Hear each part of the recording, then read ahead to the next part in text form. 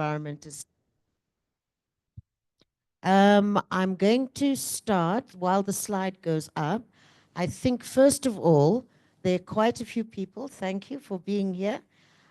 We won't have individual introductions, but we will have, I'm going to try and get through some social partner groups, key stakeholders, so that we know who we are in the room. And yesterday I forgot. Yesterday I forgot to mention the PCC Secretariat, who's our client here, actually. So terribly sorry, PCC, but both the Secretariat and the commissioners, I forgot. So please let me start. If the PCC Secretariat and commissioners could please raise their hands. It is through them that we are here. Thank you, Dumi. And Jessica? Okay, great. Commissioners? Okay, it's a time thing. But you know what, Gordon? Thank you for introducing me. I know your name. I can bounce on you.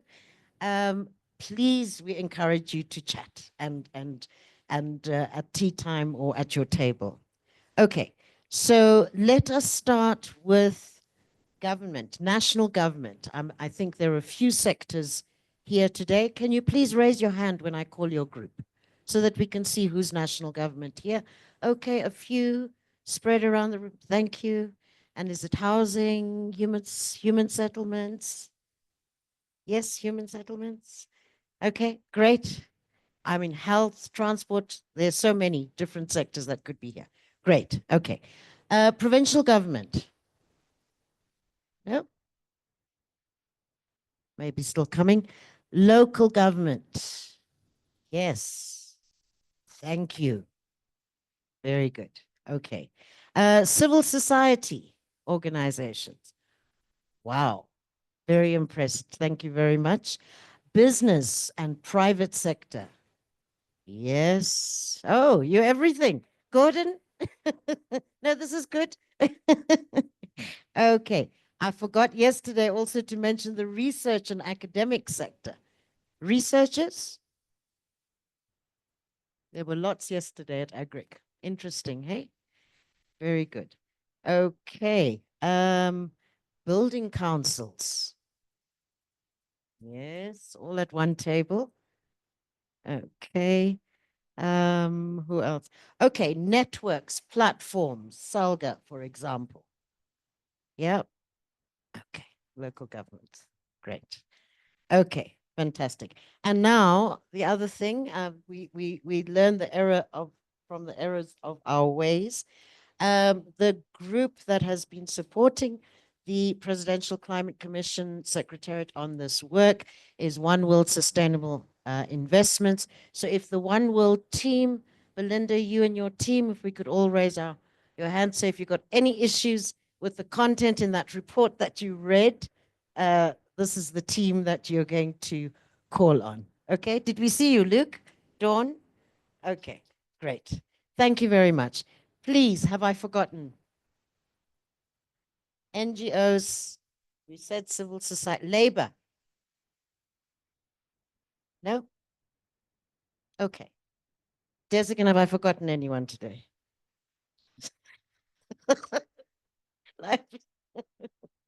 Okay. All right. So we know that you have gone through the documentation that was sent to you, but let's just see how we're going to try and unpack that in the way that the day has been laid out. So we've had our welcome and introductions. Please do speak to each other so that you get to know really who you are. I'm going to call on Desigan next to set the scene for the day from the PCC. And then we will go straight into a panel discussion to get the benefit of some perspectives on the built environment and adaptation readiness in the built environment, get some key perspectives before we actually hear a little bit later about what actually was found in the assessment that was done. So we'll start with a high-level panel, and Belinda will facilitate that process. So I will hand over to Belinda after Desikan. We'll have some tea, and then we'll have two further presentations, one from human settlements and then the actual study that has encouraged us to be here today. You'll be pleased to know that your views that you're going to share and your experience and all the issues that you have, maybe even controversial issues, please, we are encouraging you to raise these issues in the group work, in plenary when there's an opportunity. And also, we just ask one thing of you. We ask you to be free and to share your views and opinions, but just to do so with respect and to make sure that it's constructive. We really do appreciate that, because at the end of the day, we want to enrich this process, take your views on board and move forward, refine, and take this to some meaningful action. We will end after the group work. We'll have some feedback to understand just very briefly what all the three groups were saying. And then we will close with a synthesis of what came out of the day. And we'll ask one of the commissioners to do that for us. And then we will highlight the next steps. Where to from here? Any questions? Good. Okay. So it's just left for me then to ask Desikan from the PCC Secretariat, the Climate Adaptation Lead. Oh, before I call on Desikan, we are here under the Built Environment Adaptation Readiness Study. And I said to you that there's a number of different components that make up this built environment. Unlike environment, environment's also a complex one, but unlike agriculture or transport as separate sectors, built environment isn't actually a sector specific with a lead government department or group. It is a grouping of issues that we are coming together under. So when we're talking built environment, just so that we are all on the same page, it's not just one thing that we're looking at, built environment. So all these slides are showing a very built up city, okay? Part of the built environment. We're looking at the informality and the informal settlements, very critical to this discussion, informality and inequality and services, all of this, service provision, roads, transport. This at the bottom is to show the RDP housing. This is also part of the built environment. And of course, our challenges with services and waste and pollution and the environment. Okay, all these things need to be considered and you're going to hear more and more about them today and unpack these issues and what are we supposed to do. Okay, what is the state of adaptation readiness? What are we supposed to do? Okay, so Desikan, yes, I'm coming to you, but I think if we could just say already at the end of today, what we'd really like to understand better, what the conditions of success or what the priorities are to get to being ready to adapt. We need to understand and have some sense of where we're going to and what those climate resilient development pathways are. And also, we are in the context here, operating within the just transition. So how do we tackle and ensure that those aspects of justice are central to going forward? Okay, so just to remind you, procedural, restorative, and distributive justice. Desikan, over to you. Thanks. Set the scene for us, please.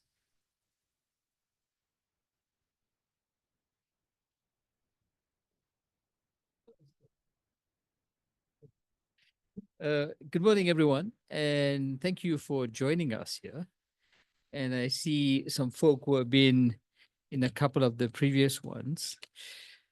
I think the first thing to say is that, yes, this is very complex, and calling the built environment a sector is probably going to get us a lot of criticism.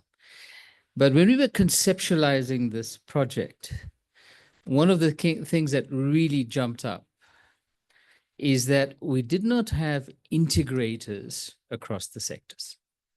And even in the way the Climate Change Act has organized itself around this matrix of sectorally based climate response strategies and locationally based climate strategies, this is the way that matrix seeks to solve this problem. Because the sectors are important, because you want to drill down, and you should. But the theater of operation is equally important. Now, by and large, that place of integration is in what we call local authorities in the South African environment, essentially towns and cities and metros. But locationally, we're going beyond that as well. And as a specific theater of operation, this has been pulled out of the IPCC's latest report, the sixth assessment report, as a point of special focus, precisely because of that. It is the place where all of the problems come together in a mix that organizes for us to have an incredibly wicked problem. And a lot of the solution around how you pull that thread, because wicked problems are also attractive. Just like it compounds the problem nature of what you're looking at, it also has the possibility that if you find the right threads, that engaging the solution of one, if it has sufficient cooperation with the others, becomes the way you can solve the mega problem that you're engaging. And for climate change, this is really what we're looking at. We want to look at the built environment in its various locational places as the space that brings together different sectors, but also different strata of the economy inside the system. And so you take a city that has a large automotive component, like Nelson Mandela Bay, for example. And in that examination of that value chain, you're finding that 60% of the employment in a place like Nelson Mandela Bay are all associated with that automotive value chain. So the integrator won't come only out of engaging the automotive sector. It also comes out around engaging the built environment as a whole. So this is the plug. This is the thing that we want to do. And we're also seeing that various players around the world are really actively engaging in this. And some of these organizations are becoming really prominent with time. I mean, the likes of C40, the likes of ICLE, at a local level, SALGA, are all becoming very, very significant players inside this domain. And then we're also borrowing on what the multilateral system is trying to do. So the UN Urban Forum this year, and some people at least think it was a success, there were some gaps, but that integration is becoming a very real part of what we're looking at. So with all its difficulties around definition, this is why we're wanting to look at the built environment. We're also seeking to look at the built environment to give power to what we said about the just transition. And I'm glad Ruth emphasized those three principles. And I should tell you that these principles have been rapidly taken up by the global community. I mean, for a while, South Africa was a bit of a lone voice in the global community, punting this just transition framework that we had developed 3 years ago. But it has become so big that it is now a work program of the UNFCCC. This was adopted in Dubai last year at COP28, and this continues to be part of the work program going forward. It had a few stumbling blocks in Azerbaijan, and I'm sure some of you have read some of the commentaries on that. There's some very angry people, justifiably so. But the work program is there, and we need to move this thing along. We also find a space in that built environment to engage a number of things that are critically important associated with that just transition. Because the thing that South Africa has put out to the global community is that the just transition does not only present itself as a reasonably good way, a way with least collateral damage to get to a low carbon, climate resilient society. It says more than that. It says the way you engage the just transition was organized for you to directly contribute to, in particular, the restorative justice component. Can we engage the just transition in the built environment to very robustly, very directly engage the issues of poverty and unemployment and inequality? Because quite honestly, if we can't do it in the transition, the chances of you doing a two-step procedure of trying to repair an unequal climate resilient society is going to be much more difficult than where we are now. We have made this mistake around a bunch of things in this country. We should not do the same around this. Then maybe the last thing to emphasize, because we're really looking forward to the engagement today, is that we have to approach this with a wide-ranging lens around the different things that need to happen. There is a technological component to the built environment, and it's really attractive. You know, all the work being done around nanomaterials that can organize for us to have much more climate resilient buildings, for example, rapid build and so forth, are fantastic, absolutely fantastic. I'm a little bit amused that people are putting a lot of money into new road structures because, frankly, if we're going to a low carbon economy, there should be no future to roads. But that's a different discussion. Maybe you want to have that discussion today. Right, great, fantastic. But beyond the technological, it's the issue around the economic structure of the built environment that we have to engage. Because we come out of a system that's built on a fossil fuel economy. Let's be candid about this. And for all of those people who talk that it's going to take decades and centuries to build a new economic structure on the basis of climate resilience, let me remind you that this fossil fuel economy was built in a matter of a few decades, 10, 20 years, completely revolutionized everything that was there before in every aspect of human society. We can do the same thing. We must. But the other part that sometimes gets lost in this is whether or not our regulatory environment lends itself to organizing for a climate resilient society. By and large, it doesn't. And there are many, many examples that you will know. Let me cite one. So we are now in 2024, and there was a summit earlier this week in the realm of non-sewage sanitation. And non-sewage sanitation as the mechanism, firstly, to achieve SDG 6.2, the sanitation for all ideal, but also to do it in a low-carbon way. And in a water-scarce country, waterborne sewage is not an option, not really. And the carbon emissions associated with conventional sanitation is frankly far too high.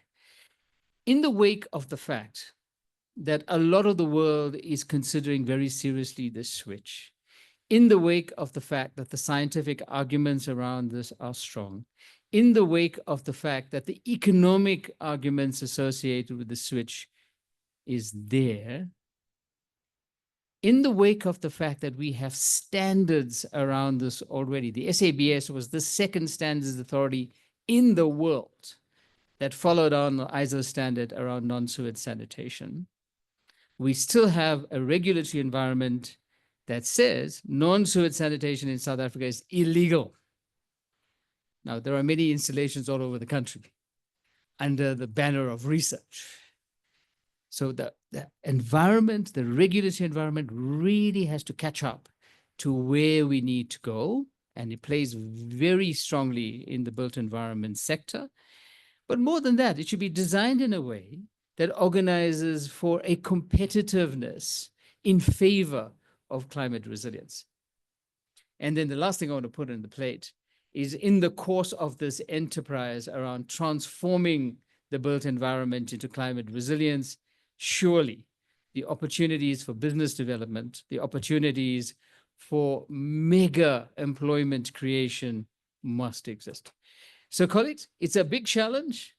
It's something that's going to require more than this project to eventually iron out the roadmap of the solutions. but we're counting on having a catalytic start right now around how we move forward. Thank you, Ruth.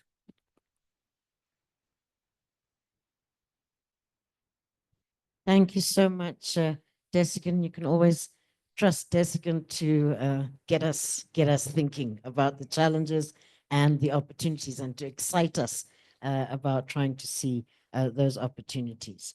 So a few key things that we're hearing about, and we know we're going to have to think about: complexities and integration.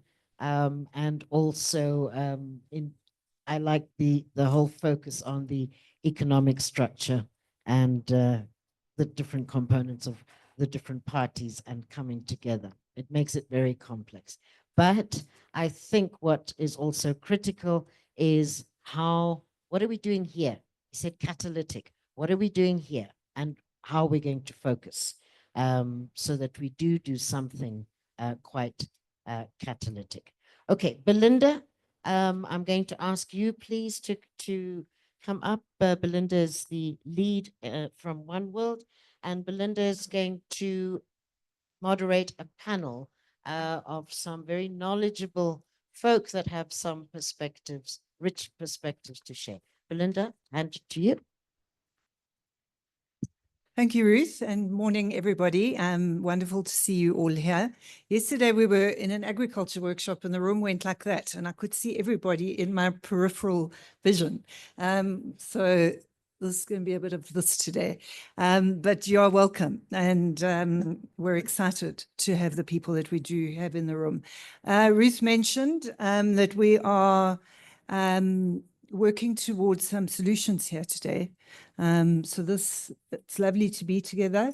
I know everyone gets excited to see each other and chat to each other, but we're also here to work and think. So in this context, it does mean thinking, and we have, as Desigan said, I wouldn't just say one wicked problem. We've got wicked problems to solve. And so with that in mind, can we put it on full screen, please, the slide? Thanks, Luke. With that in mind, we've pulled together, I think, a fantastic panel of people that are going to help us delve into the problems, but also the solutions. And to the panelists, we've spoken about this. We know that it's, I won't swear on the microphone, but it's pretty lousy out there for many, many South Africans. And Ruth, I think this is why the emphasis on the just transition principles is key. So why is it lousy? How are we going to solve it?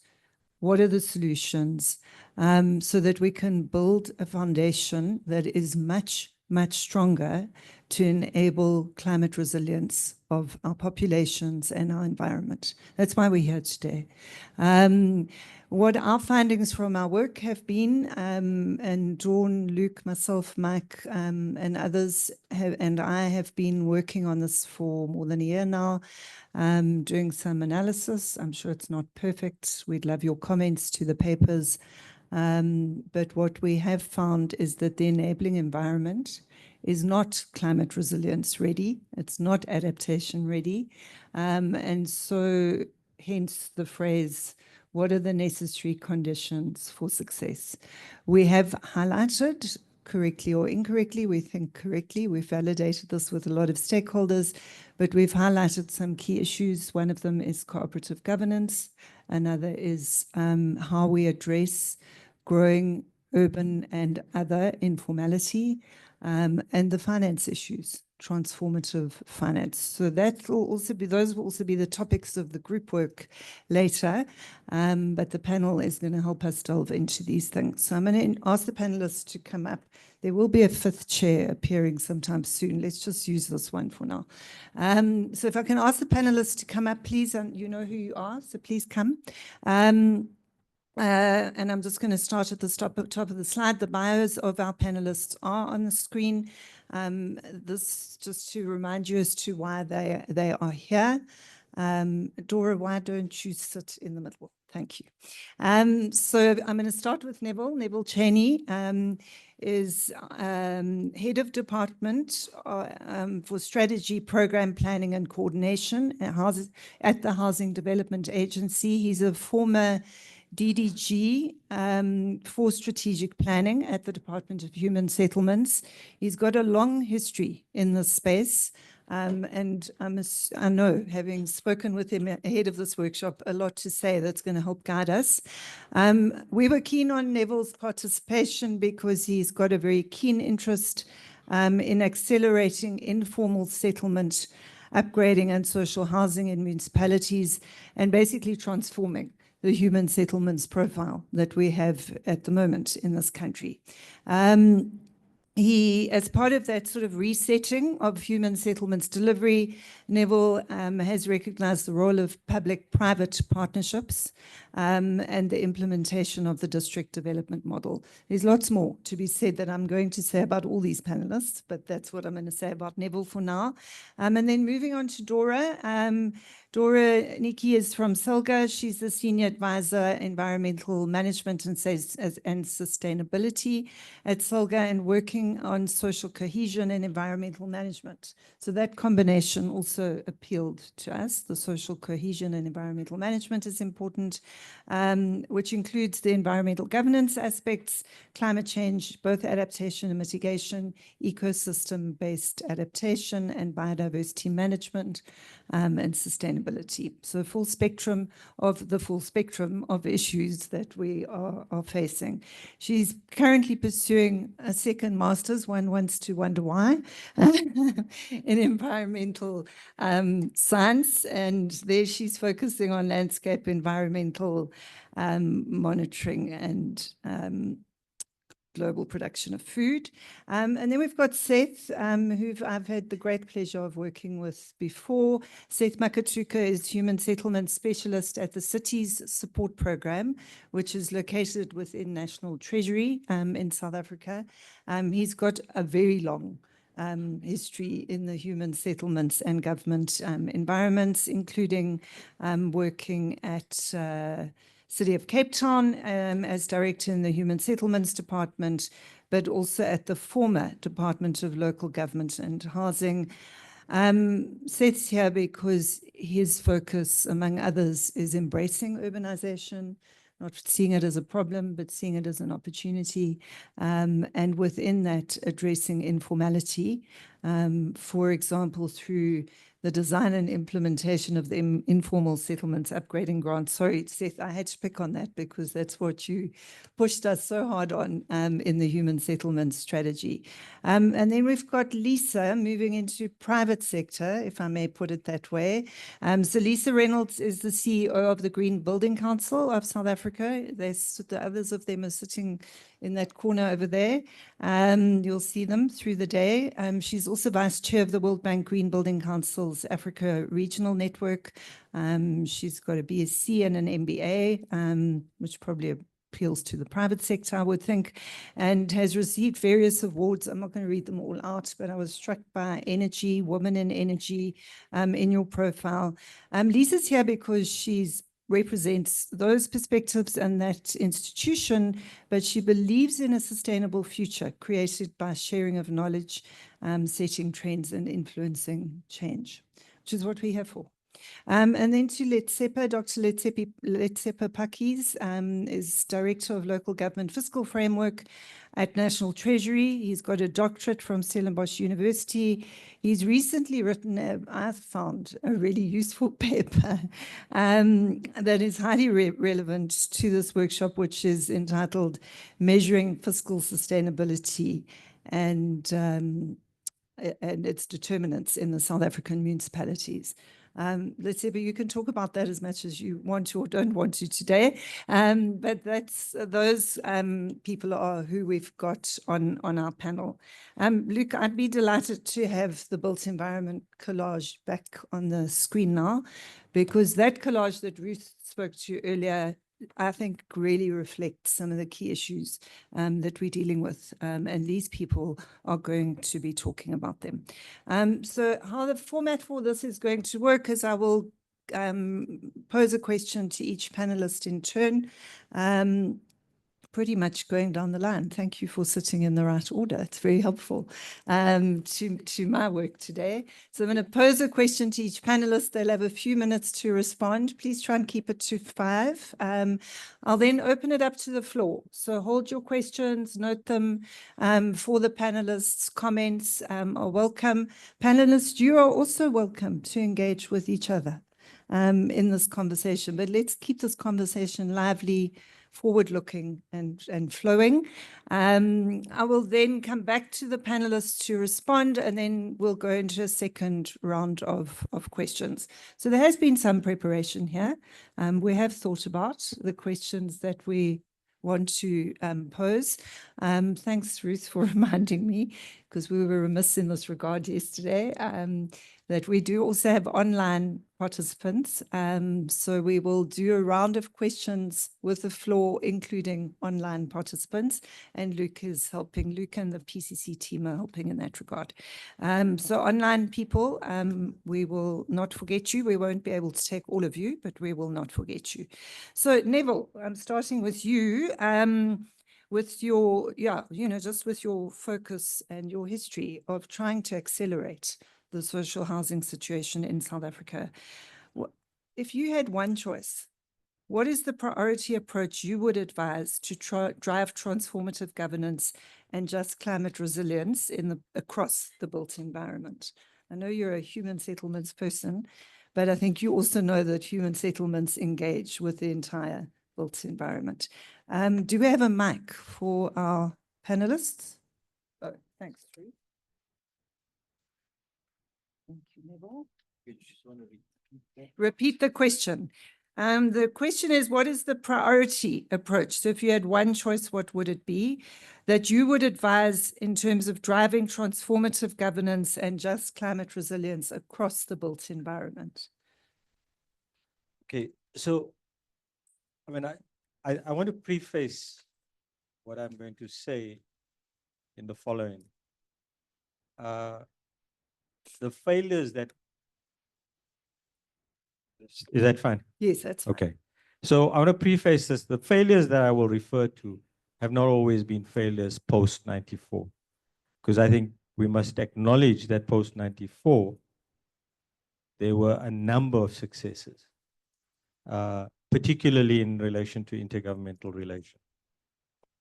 So if you want to speak about a transformative approach to just transition in government, you're going to have to go back to the pre-94 period of what did we do well and how were we able to respond adequately to particularly poorer households, low-income households, and addressing inequity in our society. And I think that's the key challenge at the moment, because you've got failures in intergovernmental relations, and the ultimate result of that is that you have a poor interface with the citizenry. And I think in relation to the just transition strategy, the plan, the funding, the fundamental question we need to ask is, so who are going to be the beneficiaries? What are the outcomes we want to achieve? And how are we going to be able to do that?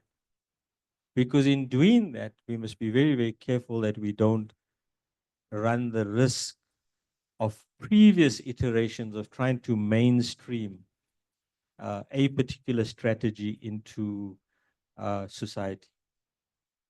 Now, just an example of this is the issue around the question of, and Seth will probably know this, is that you had in, I think it was 2004, the Danish government, as part of their credits program, and with all due respect, if I cause a diplomatic incident, I'll apologize. But the Danish government, as part of that carbon credits, so we all remember that carbon credits, the North got carbon credits if you invested in a. So they provided solar geysers to households living in the N2 gateway. And it took almost 15 years for those 1,500, say, thereabout, to actually be implemented. So the question you need to ask yourself is, here's the geysers. It takes 15 years. I don't think that project was ever completed. In fact, there's a whole range of problems that have arisen because the water quality was not correct. There was an inability for households to regulate the temperature, those kind of things. So if we take that case study in terms of trying to then address in relation to intergovernmental relations, PPP, public-private partnerships, what do we learn from that? I think that's the, I mean, the issue is, do we have the data with specific reference to what are those transformative interventions that we've made that have been successes? If you can replicate that, I can come back and give you one or two examples of that. You can keep that. Thank you. It's a great example, or not, depending on how you look at it. I remember that project extremely well, and working with the Danish government around that. And I guess one of the questions you're raising is the pace of implementation, 15 years incomplete, etc. But also what's behind that in terms of, good examples and bad examples. And Dora, I think let's go to you now. So great if you can pass the mic along. What role can municipalities play? You can touch on this example or not, but we've got a lot to learn from, I think, is partly the point here, both in terms of how we do and how we don't do things.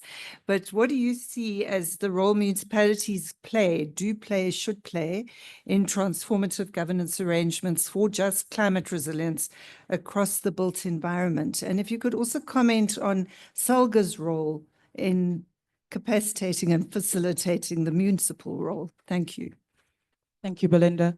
Morning, everyone.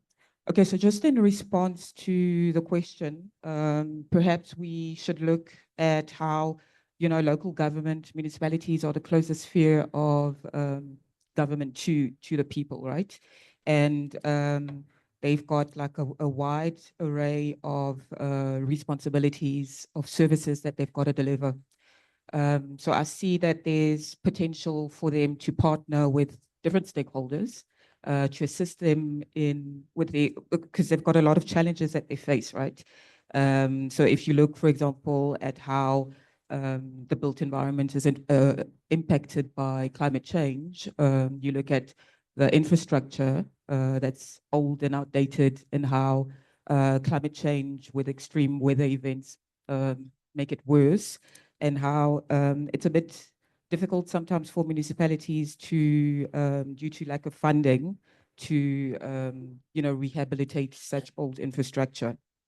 And how, if you look at how, for example, how cities have been designed where there's lack of ecological infrastructure, and that also has an impact on communities' health. People fall sick, have heat strokes due to that lack of ecological infrastructure, due to the way that cities have been designed, and how in some places don't have open spaces, lack of green spaces in certain places. So those are some of the issues that municipalities face. You also look at how there's rapid urbanization, which then results into informal settlements mushrooming around the city, and how municipalities have to deal with that challenge. If you also look at how the municipality, when you think of institutional arrangements within the municipality, but also how municipalities have to enforce bylaws, and if the bylaws were enforced, some of the challenges of informal settlements wouldn't be there. but there's room for different sectors, both the private sector and different sectors of government to partner with municipalities to try and, deal with some of those challenges besides the financing challenge. And so as SALGA, we've partnered with different institutions, for example, with CSIR. We were working on climate action plans, assisting municipalities, and this is in response to the Climate Change Act, where we are trying to make municipalities ready, assist them with their climate action plans to ensure that, for instance, with your built environment, that the infrastructure that they develop or rehabilitate is climate resilient. And so we had piloted with 9 municipalities, and now we're taking it further with the rest of the municipalities. What we also advocate for is for the IDPs to be aligned with other plans, for example, with your SDF plans, but also with your CAPS, your climate action plans. We would like to encourage the municipalities. Yes, close. Okay. Last point. Okay, last point. We'd like to encourage, because the Act requires that municipalities establish climate change forums. And in these forums, we would like to advocate that there be all the different sectors of government, but also your civil society and your private sector.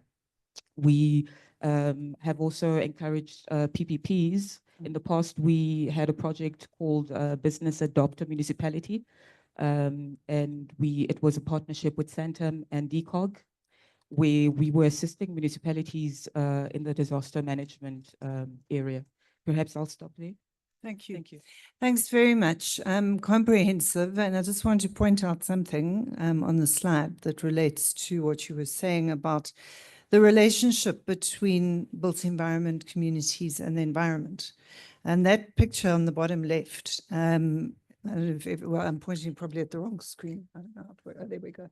That picture on the bottom left comes from a city supported project. So Seth, that's the Colesbrecht. That is the river that runs between all of Gauteng, Joburg, Pretoria, and Ekurhuleni. That's in the Ekurhuleni section. It's at the mouth of the river. That river, with that level of congestion, pollution, and waste, cannot provide flood regulatory services for that community, which is one of the most built up communities that we have. That was the one thing I wanted to highlight. And then just Dora to come also, you don't need to do it now, but to hold the thought to Neville's input on the solar water heater example. My understanding of that project, and I think Neville kind of said it, was that part of the problem was people, community, citizenry were not engaged in how to use and optimize those systems. And I often wonder about the role of municipalities in that regard. But just a thought. Seth, I'm going to come to you. And my question really is, how do you think that the built environment community as a whole, remember that it's made up of a number of different actors, what role can or how could that community best be leveraging the existing regulatory environment to accelerate adaptation readiness across the built environment? What have we got that we could use better? Yeah, thanks so much. And a very good morning to you, colleagues. I would like to, in a way, try to lean just on the context that Neville had also indicated. Something that has always, or that is always bothering me when it comes to human settlements or the built environment, we are doing a lot of good things. There are a lot of best practices that you see right across, the country, especially in the metropolitan municipalities.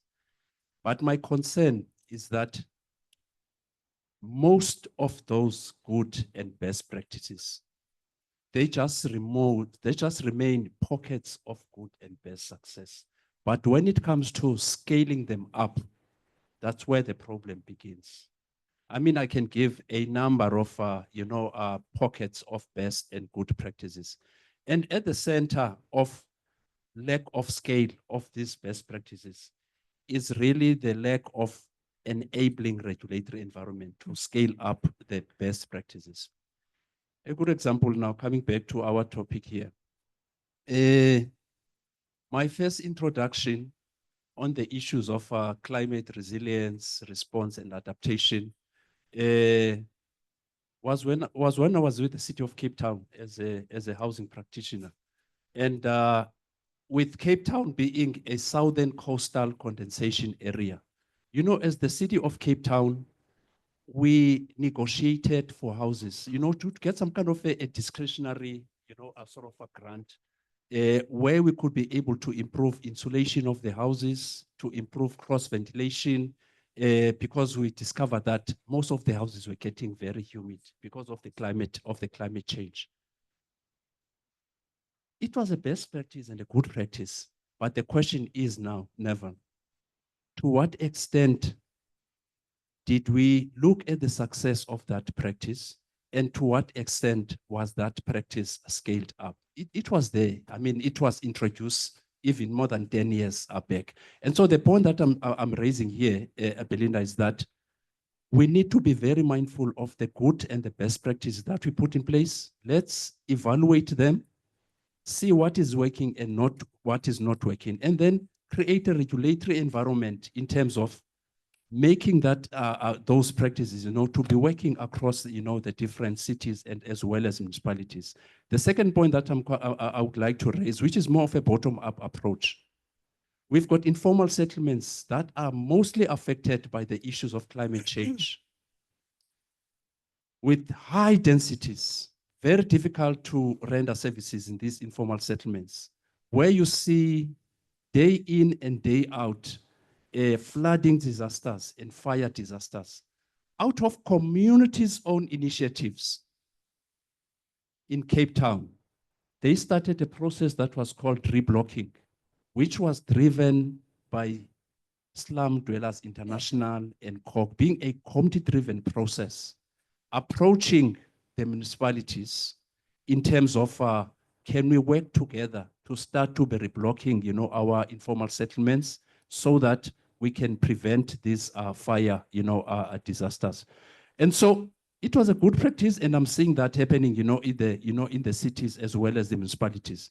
But the concern that I'm raising here is that the speed in which the communities are pushing for reblocking, replanning informal settlements through a participatory, a process, creating spaces between the houses to prevent fire, damages, creating recreational and environmental spaces. And so, as much as the committees have driven it, but in terms of our regulatory framework, we seem not to be responding at the same pace in which the people are really promoting and, advancing these reforms, to change the space within their settlements. And so, these are just the two examples, basically, just I'm putting. But to me, the real issue is, to what extent are we scaling good practices in our metros, in our cities? And I'm arguing that our regulatory framework is not doing well in terms of scaling up delivery at the present. I mean, I can cite example. Let's talk about small scale affordable rental at this present moment, which is changing the shape, of our cities. To what extent are we responding, to that? And so I will stop there for now. I can come back later on. Thank you.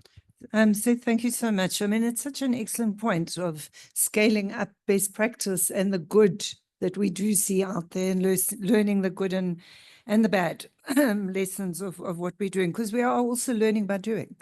And I think that's that kind of approach that Seth is talking about enables that. So Lisa, with what's being said in mind, for example, this best practice story, but also the relationship with citizenry that Neville was talking about, how can meaningful private sector participation that's oriented towards sustainable development. But how can that private sector participation be made integral to transformative governance structures, given that we've got mandated and non-mandated functions in this country? And Neville also mentioned the point of public-private partnerships. Yeah. Thanks for that, Belinda. So just before I answer the question, Seth, just a point of interest. I was with the Thermal Association of South Africa and with CSR, we worked on the South Cape condensation area problem. We came up with solutions. So that's how long I've been around. And it's more like 20 years ago. I hate to tell you this. So sorry, I just had to add that in.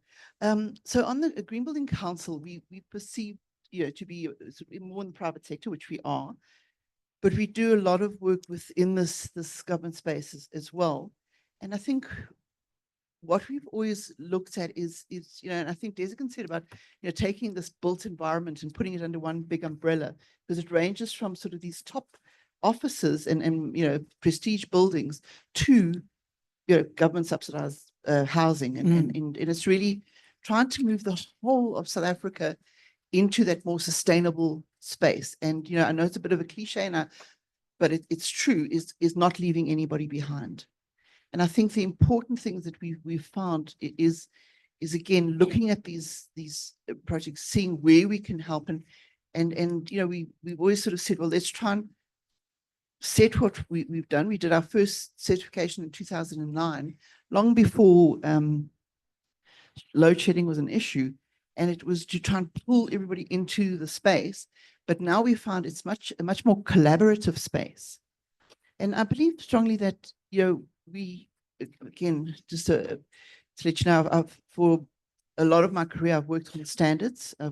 Was one of the drivers for the 10400XA standard, which is the energy efficiency for buildings. And I believe there's good regulation. I think the issue we have is implementation.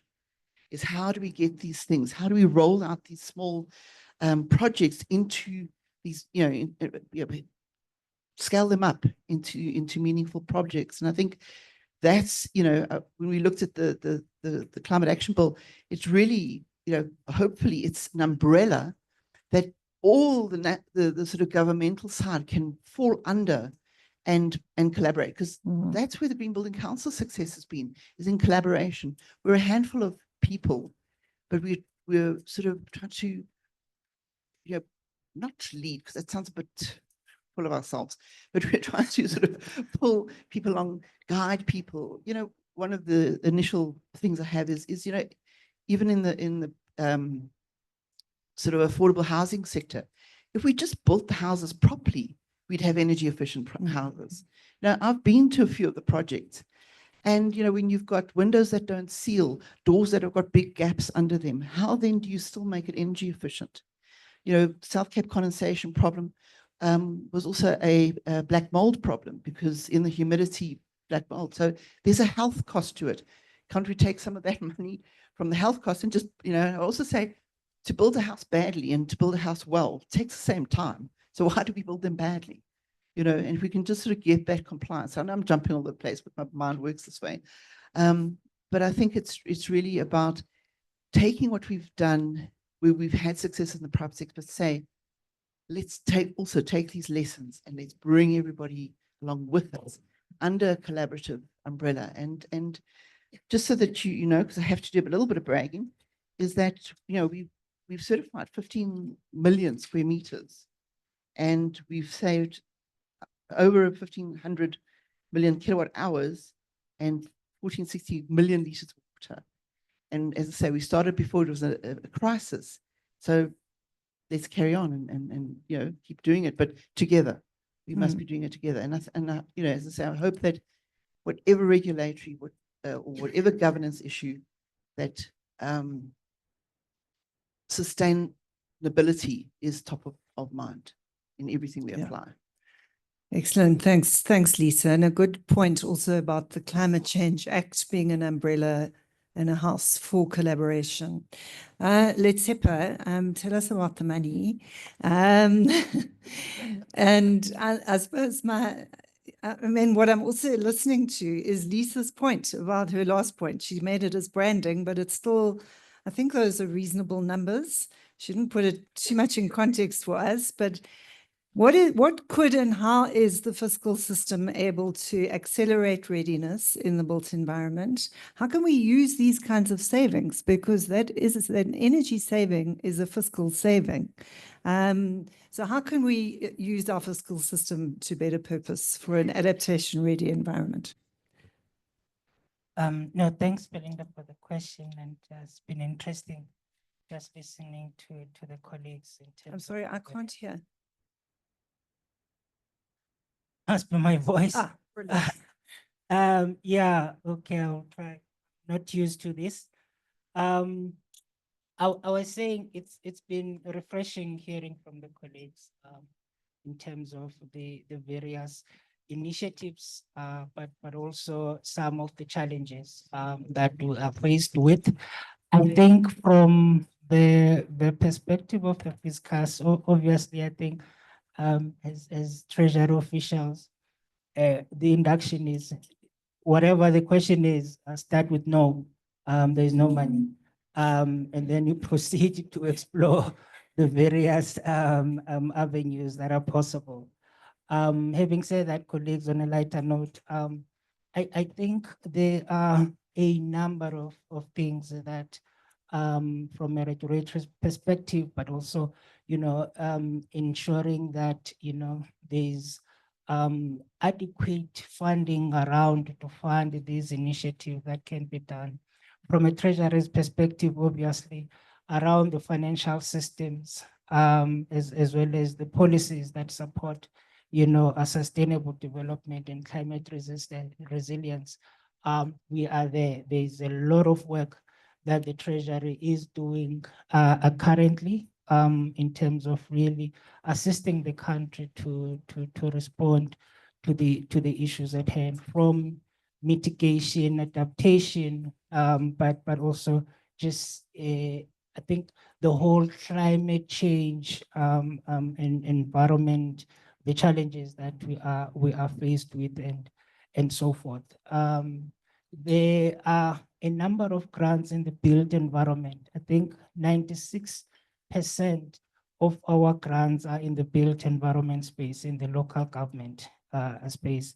Now, if you want to understand the kind of quantum we're looking at, I mean, we're looking at more than 24 conditional grants in the system, just focused on the built environment space. We've got the energy efficiency and demand side management grant, which is also assisting in terms of the energy savings. The scale is quite small because the grant is also pretty small. It's just below 240 million per year. So it hasn't really helped us, cover as much as we would want to as government. But there's an opportunity there for us to start making inroads in terms of the impact we want to see in the built environment space as well. We have just concluded the review of the conditional grants in the system, of all these 24 plus conditional grants in the system. And what is coming out quite strongly is that there are questions around the traditional way of doing things and how our conditional grants have not enabled a change in terms of a focus in terms of adaptation. How then do we start to build back better in terms of our built environment imperatives? So we have reviewed the conditional grants, and we're making it conditional that when we then use the fiscus funding for the purposes of building our infrastructure, that we should consider building, in fact, the use of from land use planning right until the delivery, that we should be cognizant of the climate change and use the material that is resilient to the current challenges that we have. So we do see the intergovernmental grant system as playing that critical part in terms of advancing the climate change and the whole justice agenda around that. I think there are still some conversations to be held at the government level as well, in terms of how then does this translate into the project preparation and how we package our projects so that, you know, the criteria can be integrated into the conditional grant frameworks that we have, so that there could also be accountability and support that is provided, because the issue of capacity, especially at a local government level, is that also requires support. We also talking a lot, Belinda and the colleagues, around how then do we bring the private sector resources and expertise into the discussions in terms of the funding that can be made available, but also their skills in helping us navigate through this. So it's about the incentives that we can then bring to then do the likes of Lisa to then come and bring the expertise so that we can work together with them in ensuring that there is a participatory approach across all the sectors that are involved. I've got great sympathy, I think, as a country, not that we should feel sorry for ourselves, but the kind of challenges that we face around the urban informality continues to present us with challenges. And I think we're struggling to nail the issues there. But I know Seth and the colleagues are actually, you know, leading us in terms of really addressing the issues around the informal settlement. I wouldn't be a treasury official if I don't raise the issue of an important strategy that we are leading in terms of the disaster risk financing strategy for the country. I mean, we really, I think there are three primary areas. One, ensuring that there is more funding that we are advocating for the system. So part of the strategy is to help us do that in terms of mobilizing, but also making that funding available. I mean, as government, I think we can also agree that we do need to improve the distribution of funds and ensuring that we target the right areas, but also we're also releasing funding as early as possible. But the issue of data is also that we need to collect better data to help us make the right kind of information. And I think the report we're discussing today is really giving us that impetus in terms of addressing that particular part. Thanks.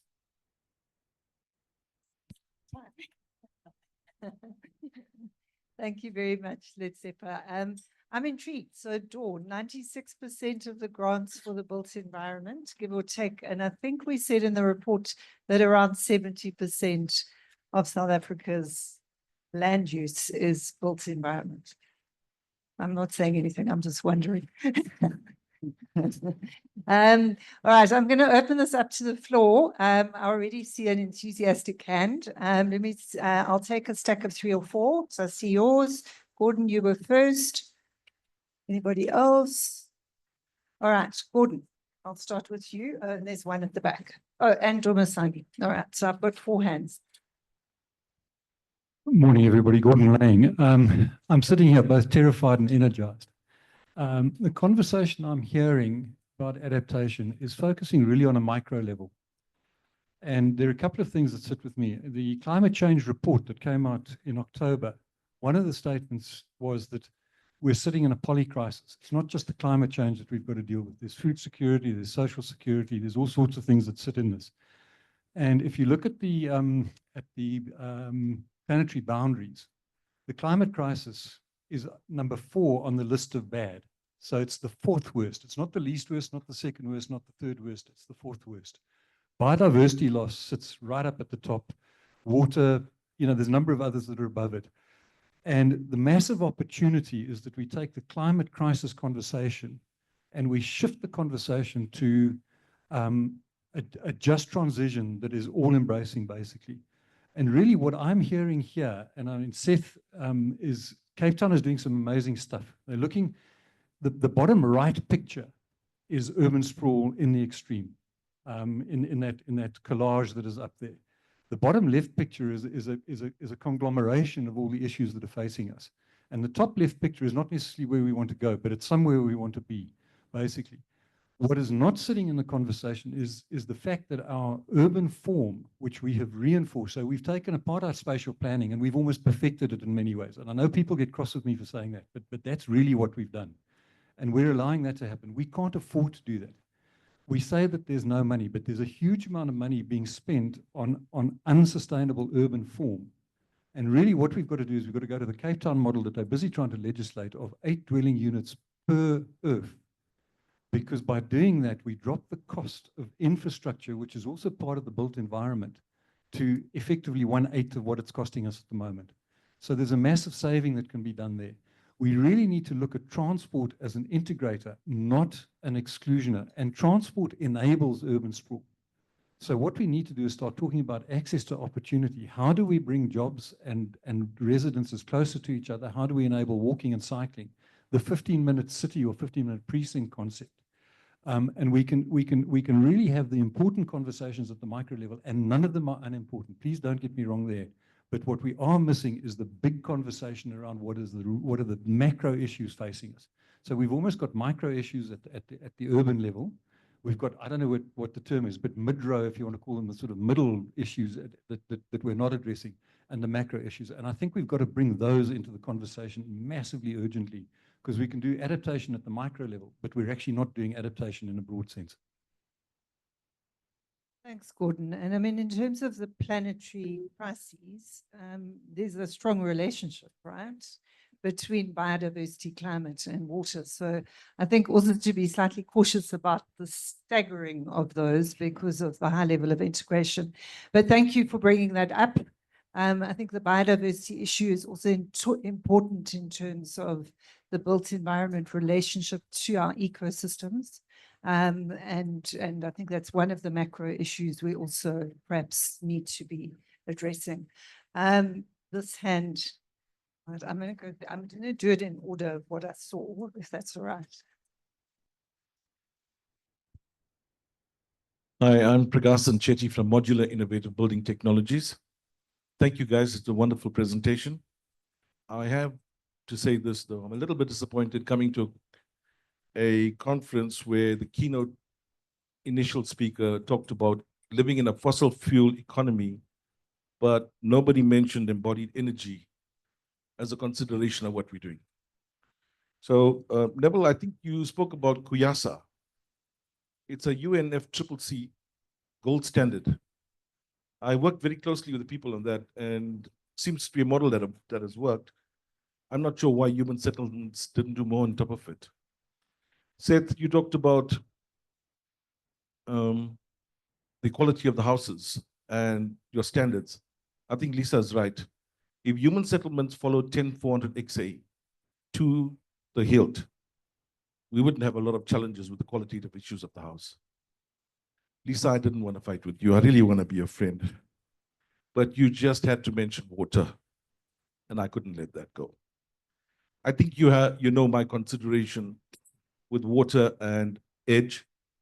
I don't feel edge is going far enough in terms of embracing water usage pre-construction. I was fortunate enough to attend another PCC climate change meeting in Pretoria, where the specifications were about water. But I do want to mention just one little concept. That is, if you take into consideration the entire circularity of the construction industry, the average water consumption anywhere in the world for a 60 square meter house ranges from a low of 28,000 liters of water to a high of 45,000 liters of water. And this is pre-construction. Surely we should be looking at that more closely. And sorry, ma'am, last point. if SALGA really wants to consider addressing informal settlements in the township, there's a brilliant model called Patrimonia Hoy that was implemented in Mexico. And it's actually the study, it's a Harvard business case study, but it worked brilliantly there. And I think Neville is trying from his perspective at HDA to implement this in South Africa. Thank you. Very much, Mr. Chetty. So I think there were comments for all the panelists. You can pick up on some of them, maybe not all of them. I think, Dumisani, you were next. Mandy's reminding me. And there was also a hand over here somewhere. Oh, you've got a mic. It's not working. Thank you. I forgot about this. Just feeling sorry for you to jump around. Yeah. Morning, colleagues, and I know we are supposed to be listening from the PCC really, not so much interacting, but I just thought I should reflect a couple of points. I mean, it's encouraging to hear from Treasury that there's been, some exercise to review the conditional grants, and I'm wondering how that, from a timing point of view, is meant to reflect on the broader fiscal review. Because what you're hearing from colleagues is the interconnectivity of sectors, in particular water, as well as other sectors, to this topic that we are discussing today. So I just wanted to hear that from a broader fiscal review process, especially around issues of just transition. And then the last part is around leaving no one behind. I mean, I'm hearing from colleagues, and I'm hoping to hear more from the Green Building Council in particular around what the thinking has been around embracing informality, because we know that informal settlements are part of us and they will be with us for the foreseeable future. What is the sector, the Green Building Council in particular is a leading pioneer around thinking through differently about settlements. What is it doing around that, and how can it be elevated to greater heights? Thank you. All right, thanks, Dumisani. I'm going to take one more hand from the floor, and then we'll go to online. Luke, no online. Okay, so I'll take two more hands from the floor. Please use that mic. Thanks. I'll come to you. Thank you very much. I hope the question is not going to be duplicating what Dumisani just said. I'm very interested to see the resourcing especially from the examples that were given from National Treasury, in terms of how it connects the very disparate allocation of resources, particularly in terms of the time and the resources we spend in city regions vis-a-vis the areas that may not necessarily be impacted in terms of future development. In other words, we're talking about a built environment of something we are trying to fix that can actually be mapped for hundreds of years sometimes. But we are not talking much about the areas that have not been, subjected to these problems that we're raising today. And I'm talking about the rural areas, the protected areas, and all of them. We need to put in the pot in terms of the built environment as we go forward. I'm not sure how much of the resources are actually connected. Okay, thank you very much. So I'll take that hand, and then we're going to go back to the panel. Please go ahead. Raymond.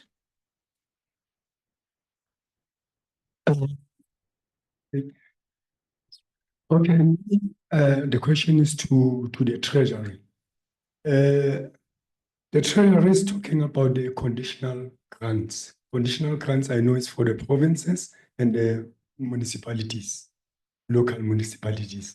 Now, I want to know about the just energy transitions grants under the Treasury, because so far we are not clear about who's accounting on this just energy transition funds, which the international partners group have already allocated for us to transition in this low carbon economy.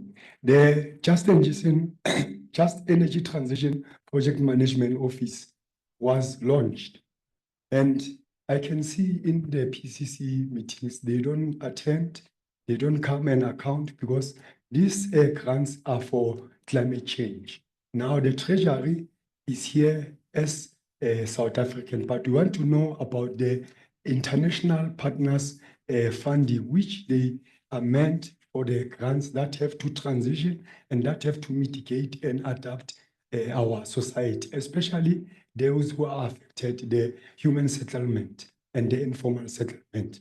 Now, we please and ask from the Treasury, we don't need to have the mixing of the grants that we take from just transition and these conditional grants.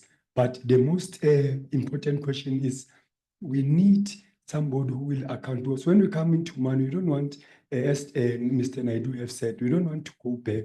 We are trying to come with solutions that each and everyone must not be left behind, must come and act on this platform, because PCC is a commission which have to concentrate on this climate change, because now the climate change is a pandemic. We need all stakeholders must become in this one table, in this one room. Thanks. Thank you very much, Clement. Colleagues, panelists especially, I'm going to combine the questions from the floor with our second round of questions that we wanted to ask you.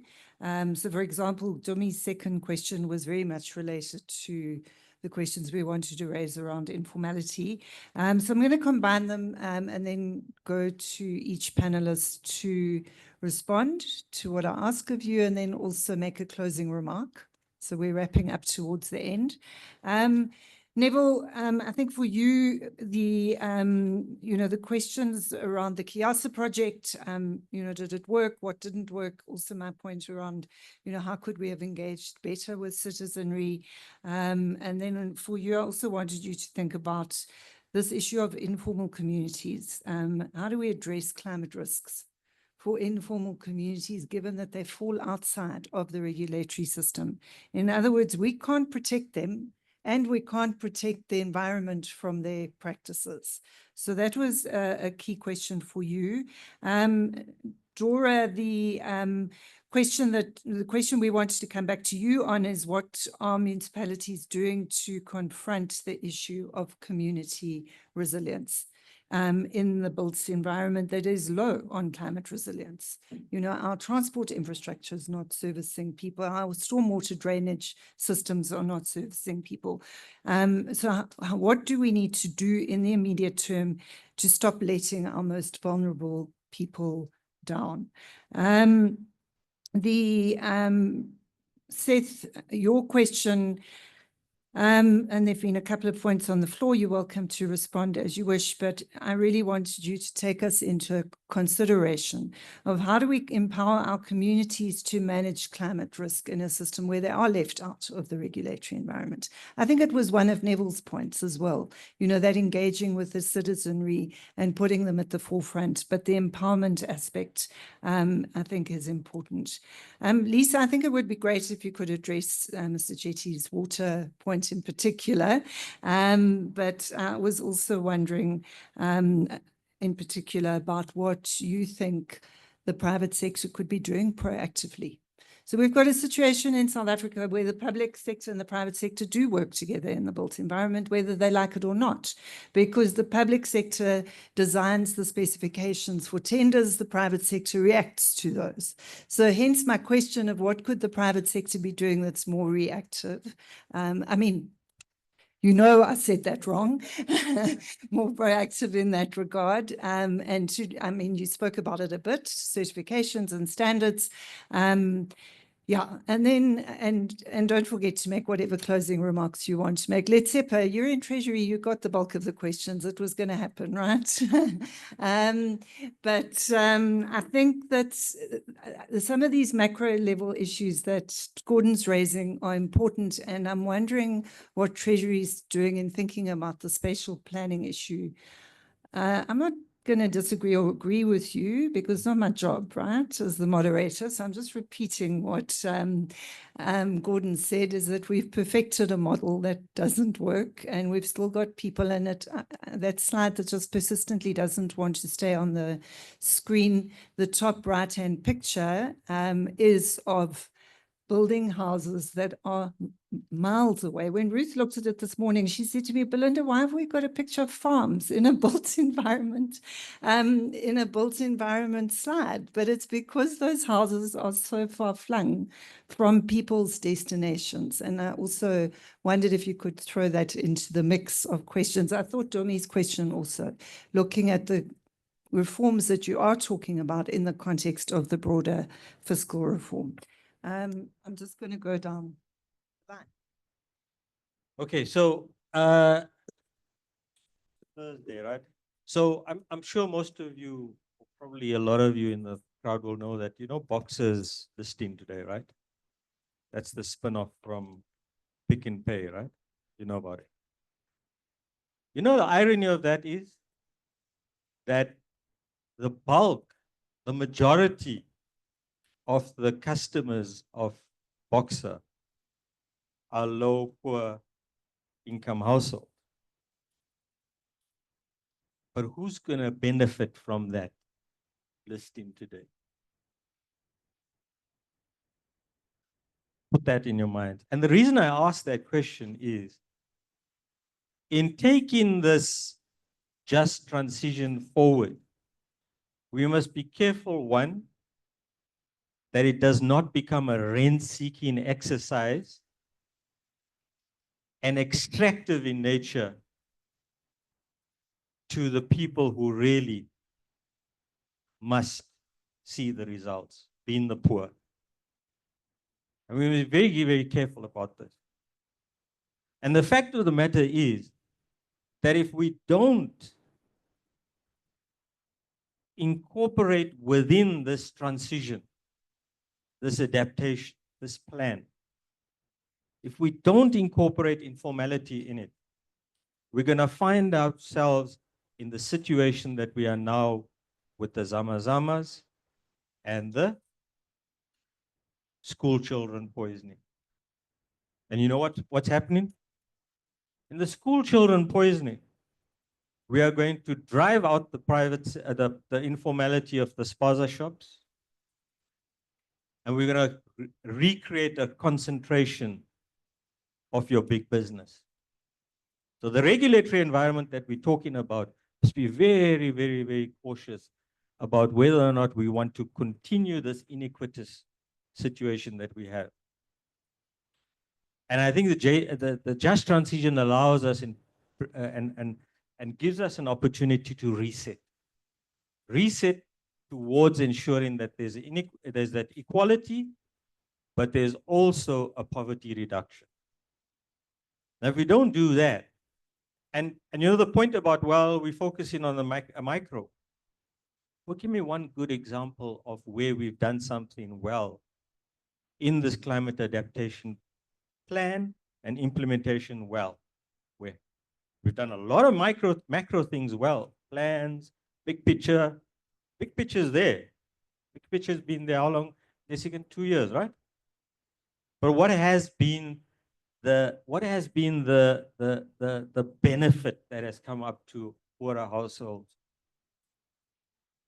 So if you're going to implement just transition climate adaptation outside of the context of land ownership and land access, because I don't know if we see the result and the link between those two, then how are we going to address this?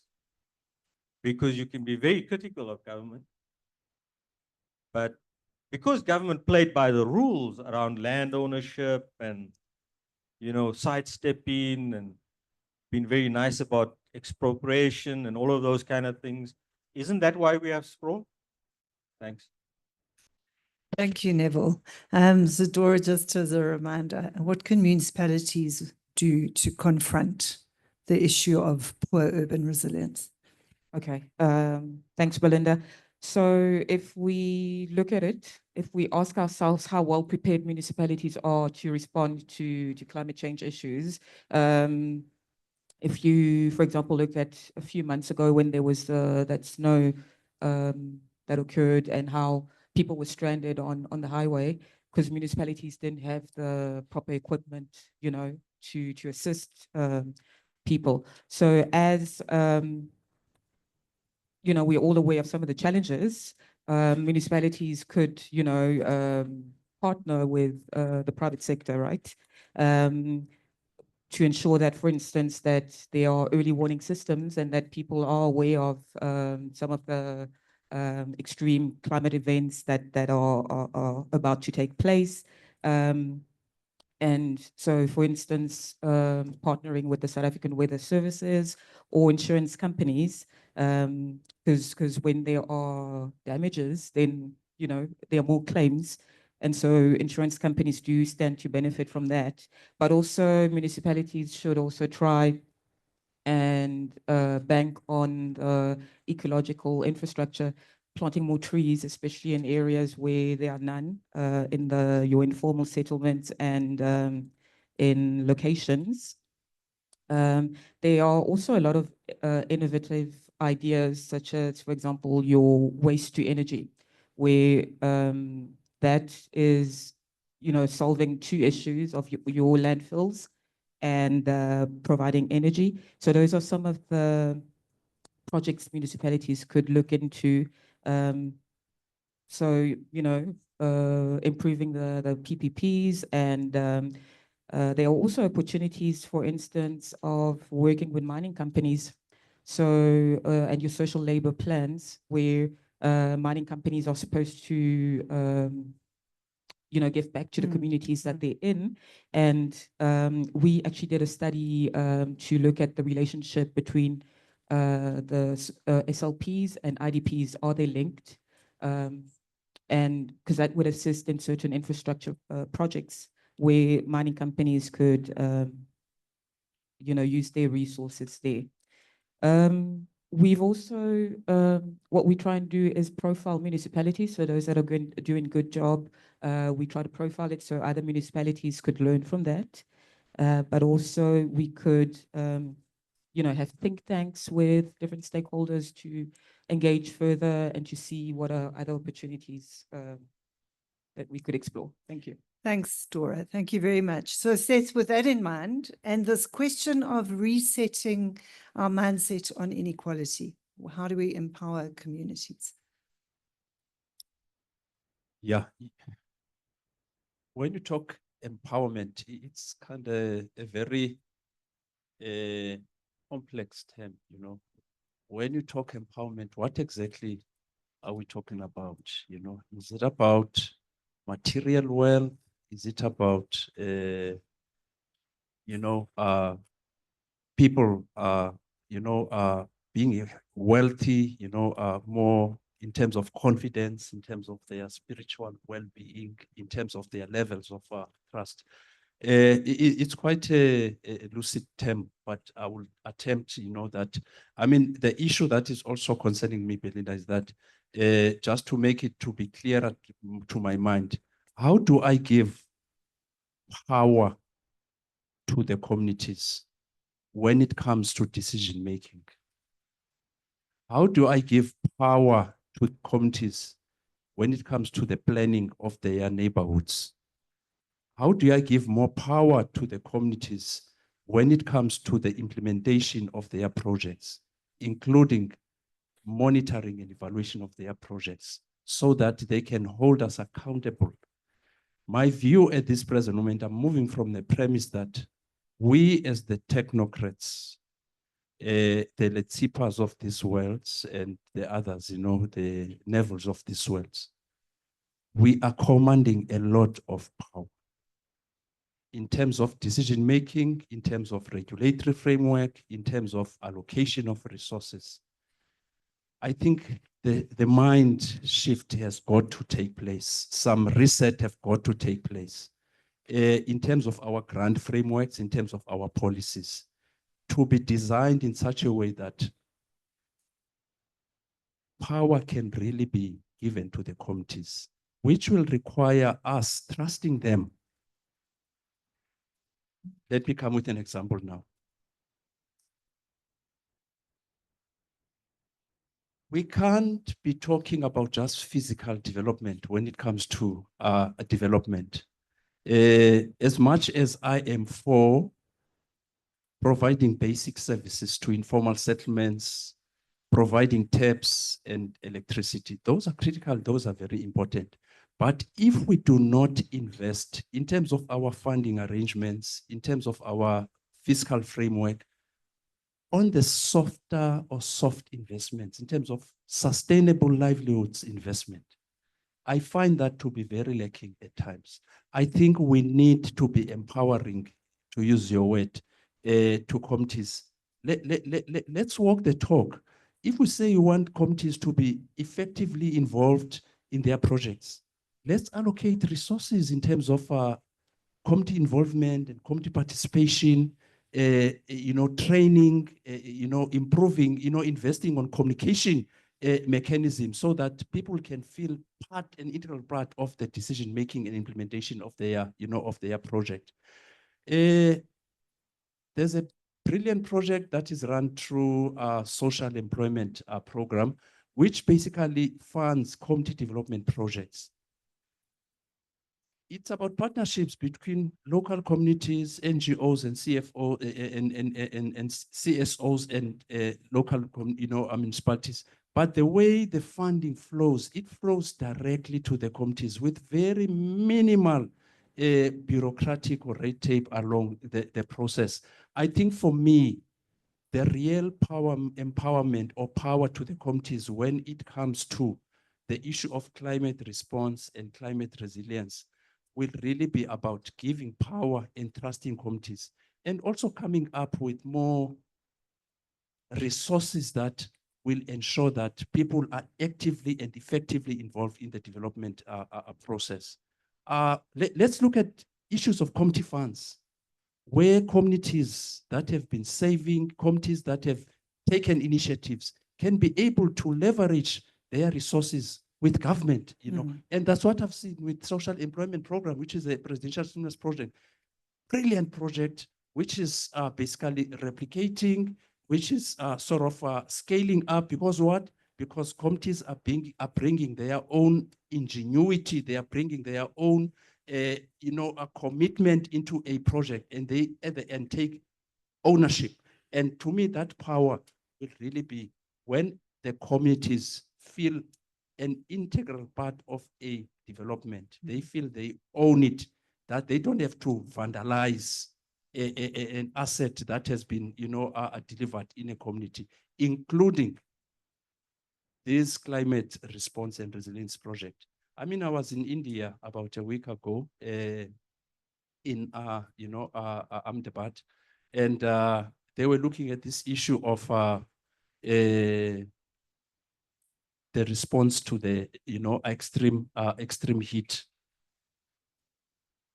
Community organizations, grassroots that have started an insurance project, working with government, looking at the issues of cooling sort of, roofs, because the reality of the situation, colleagues, is that our world is heating at a very fast pace, including South Africa. And if we cannot come up with multi-sectorial, community-based action or heat action plans, we're going nowhere, basically. And then secondly, if we cannot involve the communities as part and parcel of our early warning systems in terms of climate resilience and systems, and not to be a top-down process, we are going nowhere. And what I've seen in Ahmedabad is that there is a full and a strong involvement of committees in terms of heat action plans and also in terms of early warning. And a multi-sectoral approach also becomes very important in that regard. Local government, provincial government, central government, private sector, NGO sector, and CSO sector. We need a reset. Let's give power to the committees to be integral in the development process. Thank you. Brilliant. Thanks, Seth. Lisa, proactive. And with this in mind. Yeah, Seth, I feel decidedly, after your inspiring stuff, it's difficult to follow. But so I think, again, it's the factor of keeping these sort of sustainability factors, the climate change factors, top of mind. So for instance, when a tender comes out and there's no sort of sustainability factors involved in it. You know, throughout the private sector, they have to do ESG reporting. So it must be top of mind for them. And if it's not there, if it's not in things like green procurement, you know, if those sort of fundamentals aren't there, it's really to say, you know, the private sector must hold it up and say, you know, this is not future-proofing this. This is, you know, we talk about, you know, mitigation and adaptation being the hardest thing to do, but it's all those small steps. If you can say, listen, don't forget about this. Let's not put, you know, again, high embodied carbon materials in. Let's not look at, you know, let's keep, when we look at tenders, let's keep the sustainable development side top of mind throughout, because, you know, everybody feels it. And I think that's where the private sector can play a role. And, you know, the other thing where, when we look at the sector, where the private sector can play a role, and also on the sort of green job creation. I'm a big pundit of green jobs and the actualization of green jobs, not just talking about it. You know, it takes, if we look at our existing building stock, even to bring it into energy or water efficiency, it will employ more people. So doing energy efficient projects in buildings employs more people than generating electricity. And I think those are the kind of things where we, you know, when the private sector looks at saying, oh, I need to make sure that I am responsible about my footprint on the earth, let me ensure that my buildings, you know, act better, employ, you know, and it's a nice sort of skills place to be. So I think it's the big thing is to look again, or to your point, it's holistically. We do really look at these things holistically. You know, we talk about, you know, so our saying is our vision is to transform the built environment into a place where people and planet can thrive. And it's not just about certification, it's about looking at everything. And when I look at that, we also look at greening of infrastructure. We look at, you know, if we get urban planning right, we can get orientation right. So all the simple things. Unfortunately, I can't give you much good news on informal sectors. We deal with sort of building standards, so it has to be a built sector. But again, urban planning and you know, sort of township planning, I think, you know, as to your point, is really vital to just, you know, make it a bit better. As I say, we don't really play a role in the informal sector. I must confess. And I think just to look at some of the questions, just, yeah, we must look at things like embodied energy. And just so I don't want to get into a lot of detail about certification, but EDGE certification is like a starter pack. It's so when we look at the space we're in, whether it be standards or sort of green certification, we see, well, how can we get as many people on board to start? So we have to start small, we have to start slow, we have to bring these concepts. Even when we looked at net zero carbon, we have to say, well, we only deal in operational energy or operational carbon of the building. Because again, to start from construction energy all the way to demolition energy, it's too much for anybody to handle. So we do it step by step, and that's where EDGE comes in. If you want something more sophisticated, there are other tools that will, you know, take into account construction, water, and things like that. So, you know, it's not that it's not considered, but it's just we're doing a horses for courses because we're trying to bring people along with us to ensure that we get more people on board. Maybe we can leave the questions there and make a closing remark. Yeah, sorry. Thank you. But I think the closing remark is really looking at these things holistically. And I think when we look at things holistically, I believe that we mustn't just look at urban. One of the things is how do we keep, you know, we talk about the food, the energy, water, food nexus.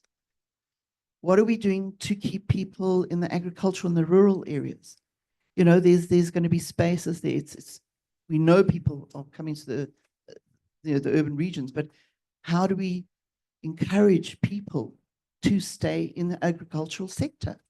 You know, we need them. We need people to be there. Why can't people put programs there?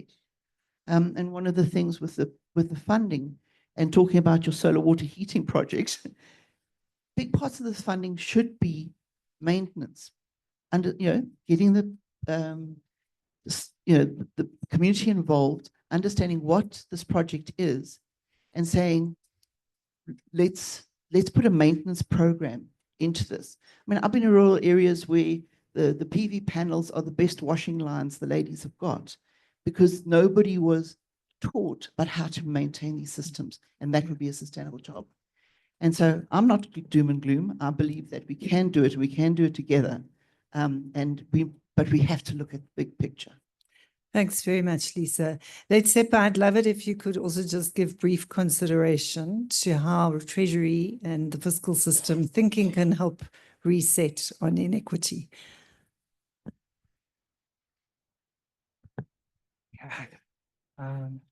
Thanks to the colleagues and the stakeholders, I think, for really thought-provoking questions. I think what I wanted to say in response to some of the issues that were raised was that if funding really was an issue, then I think we could all rest assured that we're well on our way to addressing all our issues and building a more resilient and equitable built environment that services us all. Because there is so much from that government is doing from the funding point of view, making resources available, restructuring the current system to respond, to help spending agencies respond to the issues. I think I want to mention the Just Energy Transition grants that my brother here has pointed towards, which are also being integrated through the discussions between the PCC and the Treasury into the mainstream grants. We're looking at which of the conditional grants would be an appropriate vehicle to then target the specific municipalities for just energy transition. But also the consolidation of some of these grants to limit the duplication speaks to the issue of the silos that is being picked up. And the reality, colleagues, I don't want to shy away from that with my colleagues here. I think they can attest to that, that there's a lot of individuality in how we approach government systems. I think the working together as sectors, but specifically as government, and then calling on the relevant actors is not working as it should. So that is one of the main issues that we should try and tackle. Water issues are not just water issues because they've got an impact on the other built environment programs.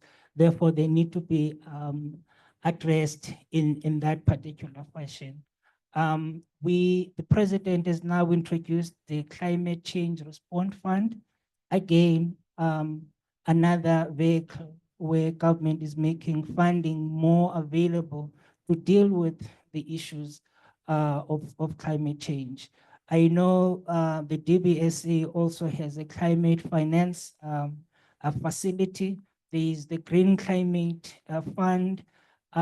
So there's a whole lot of avenues that are there that government is making available, but it is how then do we coordinate those better and improve the targeting in terms of the spatial development, where we're also found to be wanting. I want to agree with the comment that is made there. And this is not a funding issue. Funding can, bring together the various sectors, but the planning elements of it in terms of the spatial side is something that, should be followed by funding, not the funding leading the way in that space.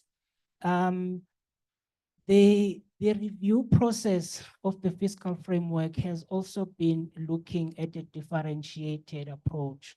So it covers, so there is certain the team in the CSP are dealing with the more urban issues in terms of targeting the more affluent of our municipalities. There is a trading services program that is being rolled out now to try and deal with the issues of infrastructure, starting with water, but also cascading to the energy space, as well as sanitation and then refuse removal. So that's a targeted approach towards that set of municipalities. But we're also working with the DMRE, for instance, in the energy space to target the more poorer of our municipalities in terms of dealing with the issue of energy. The grid is not reliable. I think for the longest time now, we've known that.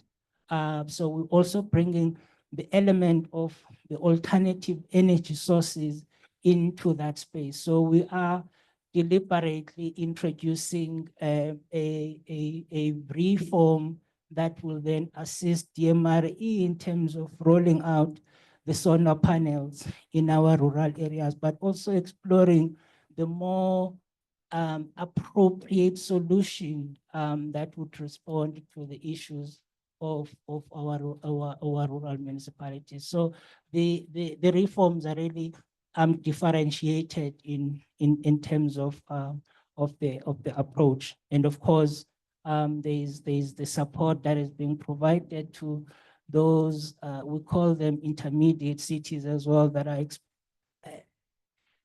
the data that coming from State SA is telling us that they're actually growing more than our metros. So they also need us to be agile in terms of how then we start to respond to those. So, Letsepa, could you make a last comment? oh my God. Okay.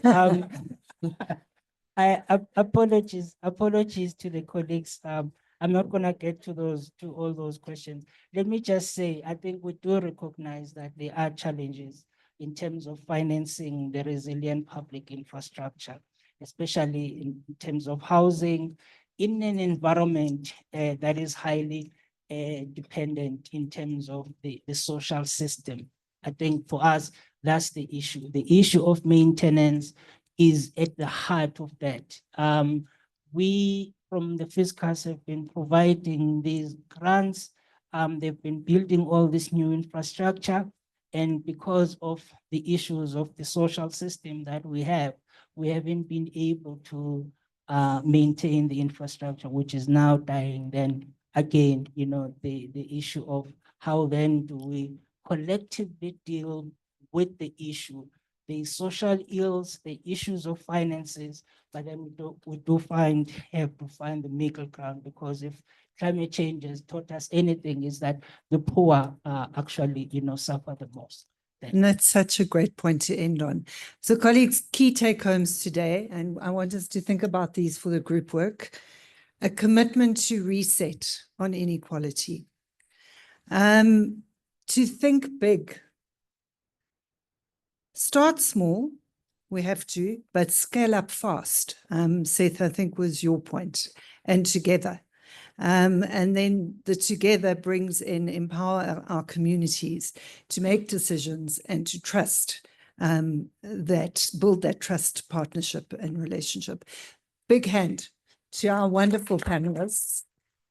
Ruth, just to preempt getting into trouble because I went over time with this panel, we'll make it up in a different way. Thank you. And it's tea time. Shall I just announce tea? So it's going to be short. Okay. Before I get into trouble. Thank you. That was a fantastic session. We're going to shorten our tea in an attempt to get back on track with time. We're running behind by half an hour. So let us shorten our tea to half the time, if you don't mind. Luckily, it's just out there, and I hope you've been grabbing snacks and coffee and tea along the way. So let's grab a cup and come back soon within 15 minutes, please. And then we will learn more. We'll have two great presentations, very informative, which we can further engage on. One will be from Department of Human Settlements on the climate strategy, and one will be on the actual state of readiness of the adaptation in the built environment. So let's grab the tea, back in 15 minutes. So I think I'll give you till 20 past 11, and then we'll get cracking again. And then the group work will follow after the presentations. Thank you so much.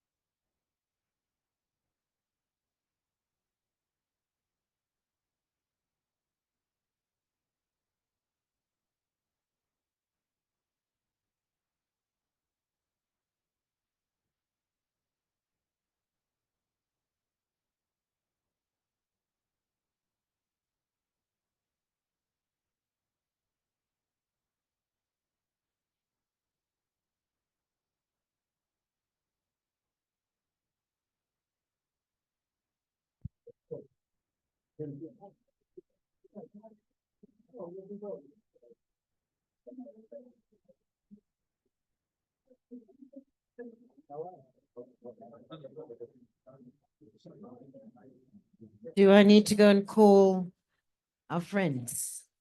We're going to start.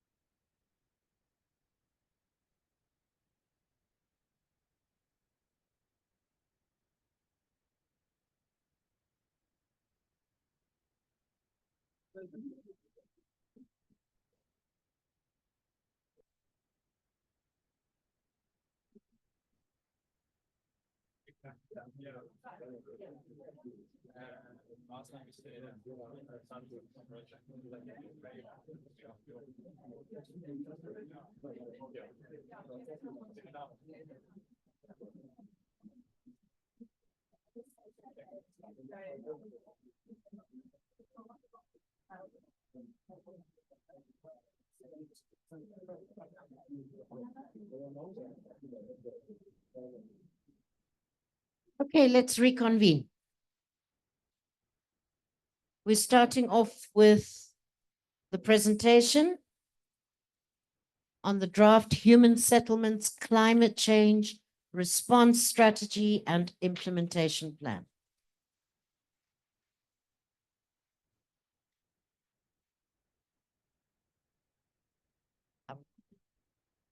If we could just take our seats, please, so that we can give Hlengiwe the floor. Hlengiwe is from the Department of Human Settlements. And Hlengiwe, you're going to take us through the climate change, the draft draft Human Settlements Climate Change Response Strategy and Implementation Plan.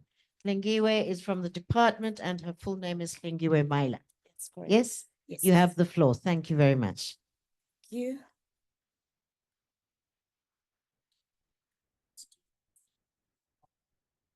In 15 is fine. 15 is fine. Okay. Okay, so good morning still. Good morning, everyone. As introduced, my name is Hlengiwe Maila from the Department of Human Settlements. I'll be taking you through our draft Human Settlement Climate Change Response Strategy, how we plan to respond as a sector to the climate crisis. And we also have an implementation plan. I will just highlight some of the things that are contained in the implementation plan, but I can make the full document available to everyone later on. So this is the outline of the presentation. I will not go through all the details there. This is part of the background that sort of gives context to why we had to come up with the strategy. And just to also indicate how much funding has been spent by government in trying to respond to the climate crisis. And I think if we are not reactive and sort of become proactive, there's so much funding from government that can be saved through adaptation and mitigation. So having this strategy is not just about the livelihoods. Over and above that, we have to take cognizance of the shrinking purse. We do not have enough funding to always be reactive to these disasters. We've got to start putting in place some of the measures to actually save the little funding that is available and put it towards mitigation and adaptation. And I think I like what the Treasury has said, because sometimes you can have all these documents in place, but you've got to have something that sort of tries and enforce, sort of like push us to respond adequately. And if as one of the conditions Treasury is going to add on our conditional grant is actually this climate change adaptation into it, I think it's really going to force our hand as a sector.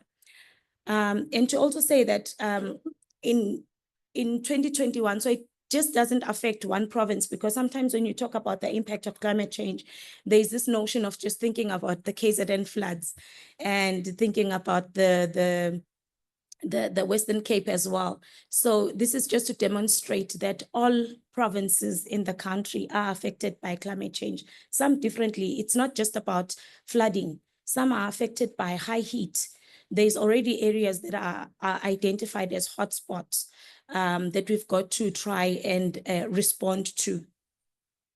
And also the acknowledgement there that buildings are the highest, one of the largest emitters of greenhouse gases.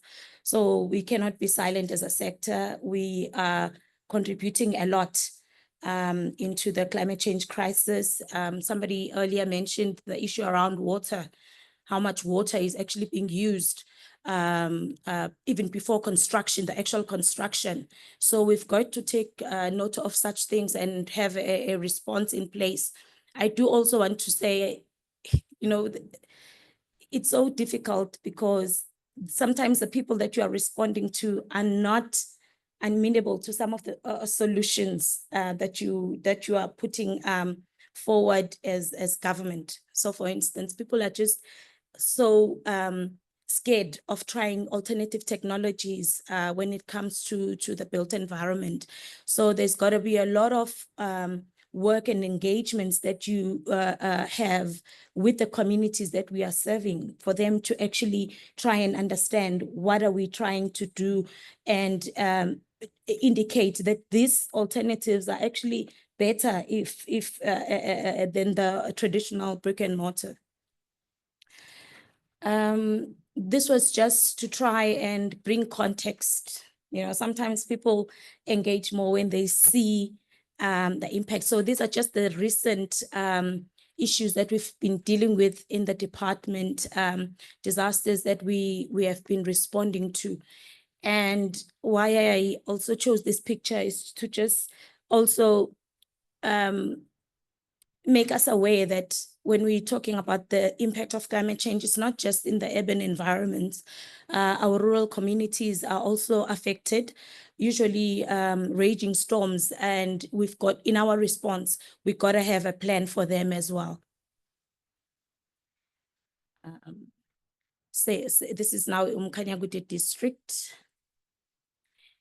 This was taken in November 2012, just to highlight some of the areas that are really affected by heat, and indicate that if we are already seeing temperatures of over around 48 degrees, we are dealing with a crisis. Those communities, our response to those communities needs to be prioritized, and we need to make sure that when we are building our upgrading in those areas, we take this into cognizance. So what I'm trying to say is that sometimes the response, although we have this overarching strategy, but the responses will really be area-based, depending on what is being affected, what is the issue affecting a particular community, and then the response will be based on actually that issue emanating from that community. This is just the definition that we took into context when we were developing the strategy. And these are the legislative and policy interventions that we referred to and relied on. I do want to just focus on the white paper that we are doing. We are currently busy. I think it's at the cabinet level now. We're doing a revision. We know that we had called human settlements, but we're actually still implementing a housing act. So as part of that review of the white paper, we took certain elements around climate change. We've got to incorporate into our planning, the design and the construction of the housing, the issue of climate change. It's part of the white paper process. So as soon as that is adopted, then it will be implemented. And somebody mentioned also the Sense 10400. We are currently implementing it, but there's challenges to that. It essentially I mean, sometimes like the issue of orientation, not facing buildings, it's not always possible due to the area, some of the areas that we are constructing on. So we've got to have a plan for that as well. This is just the problem statement, and I think a lot of the speakers that spoke before me have I refer to that many human settlements, formal and informal, are vulnerable against the risks and impacts of climate change and climate variability. And I think the variability issue talks to the intensity. You know, they are coming at different times and more stronger, and we've got to be able to be prepared for such. And the homeless and vulnerably housed people are also exposed to these events. And the poor people in settlements are vulnerable, sometimes due to poverty, unemployment, and the long-term impacts of the apartheid spatial planning, and from inadequate levels of maintenance of infrastructure. And I think already this has been, this came up in the previous discussions. Just the overview of the strategy as well. We took, it's really, we adopted an all of government's approach to the strategy to build climate resilient human settlements. And we consulted a wide range of stakeholders, and we really emphasized on the just transition into the strategy. This is the summary. This is the summary of the strategy. The problem statement, the priority action areas that three priority areas that we have highlighted. The first is settling people in safe places and preserving their ecosystems. The second is to address the vulnerable settlements that are in unsafe places, and I'll take you through that. And the three is to determine what constitutes climate resilient infrastructure, and then establish the appropriate norms and standards in that regard. But to do that, we've also had to highlight what are the imperatives, and that is empowering our communities, having the institutional arrangements in place, and the continuous collection of data and research so that we keep up to date with what is happening, and also mobilizing resources. And I think Treasury is already spoken to that. We need to, there's sort of so many funding available, or that is continue to be made available, that we'll have to tap into as we respond as a sector. So priority action area 1, settling people in safe places and preserving their ecosystems. So I'll just take you through the objectives under this priority action area. Is preventing new settlements that encroach on wetlands and vulnerable estuaries located within the floodlines and located in high-risk coastal areas, ensuring that inhabited ecosystems and subsystems are protected and enhanced to increase the yield of critical ecosystems for communities, such as flood and fire protection and water, and also ensuring that all new settlements have accessible green spaces and greening adjacent arterial roads through community and enterprise-based tree planting and so on. So really what we are saying under this area is that our communities have a tendency of locating themselves in high-risk areas. So as a sector, as one of the first interventions that we'll have to do, working with our local government, because as a sector, there's very little that at national government we can do. These things are happening at the local ground. So we need to really engage with our local sphere of government and make sure that as a priority, new settlements are being erected around floodlines. My NGOs are looking at me with keen interest. And I think we also need to rely on their support really in making sure that our communities do not put themselves at risk, because then there was this tendency or this notion that people put themselves deliberately in within these areas so that they are prioritized for housing allocation. And I think whether true or not, it really is neither here nor there. The fact is we need to make sure that our people are protected and we prevent them from settling in these areas. And sometimes the issue around ecosystems, if you look at our informal settlements, a lot of them, they use, other than the corrugated iron, some of them use a lot of wood. They cut trees along, you know, that are actually preventing or protecting the settlement against floods. They're cutting it and using it as part of building. So there's got to be a lot of education that we are doing with our communities in that regard, and making sure that we prioritize and protect those ecosystems. Priority Action Area 2, the department will partner with key national departments, relevant provincial, district, and local authorities to identify encroached ecosystems that pose high risks to existing settlements and take steps to protect them. And these are the objectives under this Priority Action Area.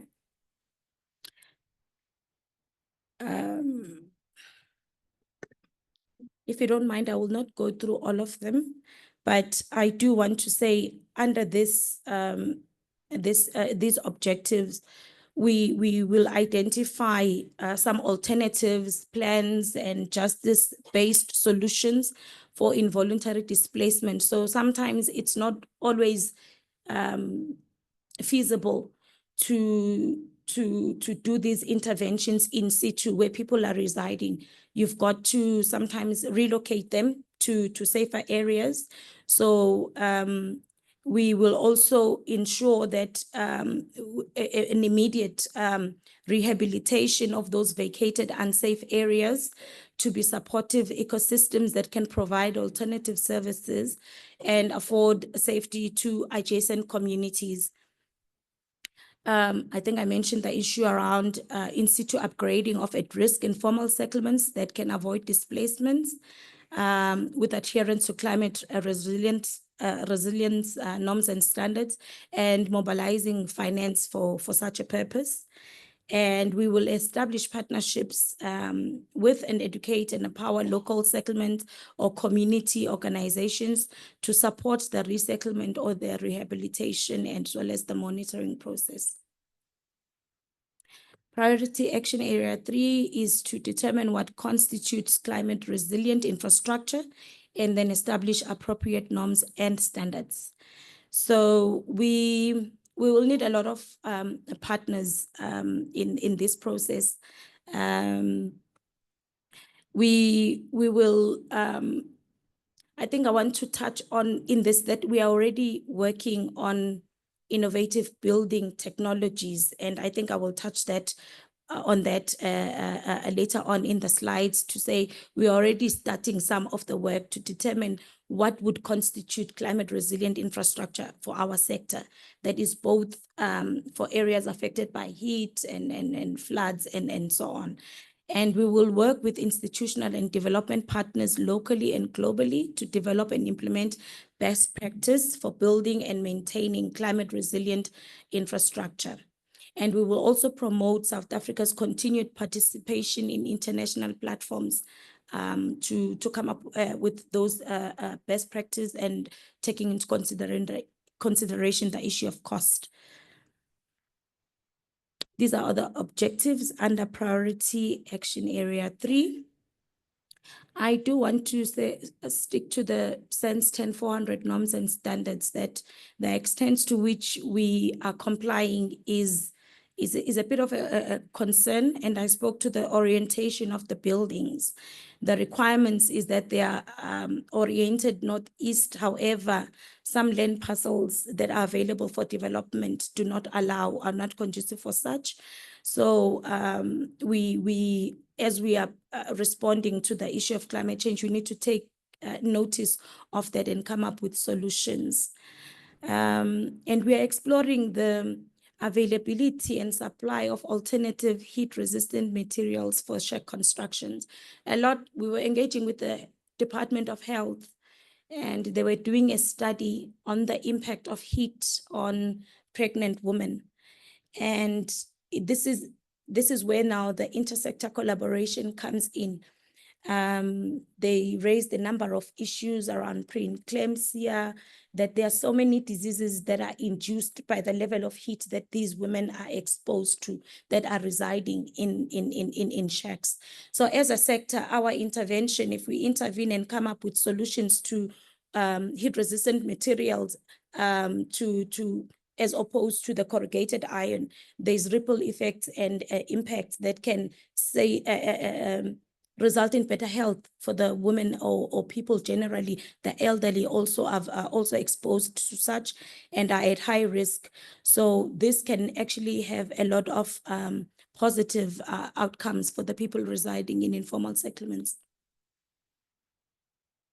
These are the cross-cutting interventions. Mr. Maqetuka said, what do we mean when we say empower? When we say we're empowering communities, what does that entail? So as a sector, we are looking at enabling steps needed to involve and empower affected communities regarding the development purpose, impact, and importance of climate change response. And we will partner with NGOs that support vulnerable human settlements to enhance collective understanding and appreciating the community-based issues and capacity that is needed to implement those solutions at local level. We will do this through Build Safe campaigns, Building Back Better, and community education programs. These are some of the practical things that are quick wins that we can start implementing in the sector. Cross-cutting intervention number 2, it talks to intergovernmental cooperation and institutional arrangements. We are making a proposal for certain forums to be established where sectors can actually collaborate. You know, as government, the issue of silo planning is so prevalent that as human settlement, we can actually, to demonstrate this, we can request a service provider to do something for us that another department would have already done. But if we were in one platform, engaging amongst ourselves as sectors around the issue of climate change, I would know what the work that has been done by DFFE already that we can as a sector, as human settlements, can benefit from. Whatever the gaps, then that is what I go out there and look for. But do not repeatedly procure services that are already available or have already been rendered to another government department elsewhere. We are wasting government resources. So that we need to establish then those institutional arrangements where there can be knowledge sharing and we know what is available where and leverage from each other. Those proposed structures are in the implementation plan and we can share afterwards.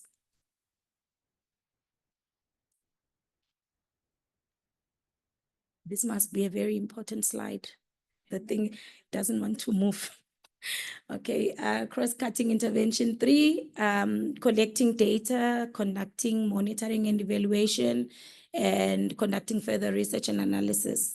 So this is an area of ongoing research. So what we know today is likely to change a few months from now. So we've got to be deliberate about making sure that we continuously monitor what is happening on the ground and that our response is still in line with the current issues that are on the ground. And we've got actions that we are proposing that we will be doing under these interventions, including conducting research on climate resilient approaches and solutions for both formal and informal subsidized housing, having programs to invite innovative climate change response from all the sectors, maintaining a database of and publicize best practice examples, and partnering with research organizations, universities, and so on.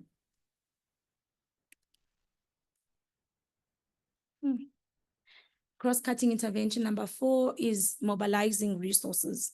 So previous speakers have already indicated that there is so many so much funding already that is available that are existing within South Africa that we can tap into. But as we work with those partners, we will mobilize the resources for reconfiguring the human settlements grant architecture. And I think Treasury is already starting to do that, because we need to address the issue of climate change. So that work is already ongoing. And we want to explore the creation of a grant allowance of role players that need support for climate resilient initiatives.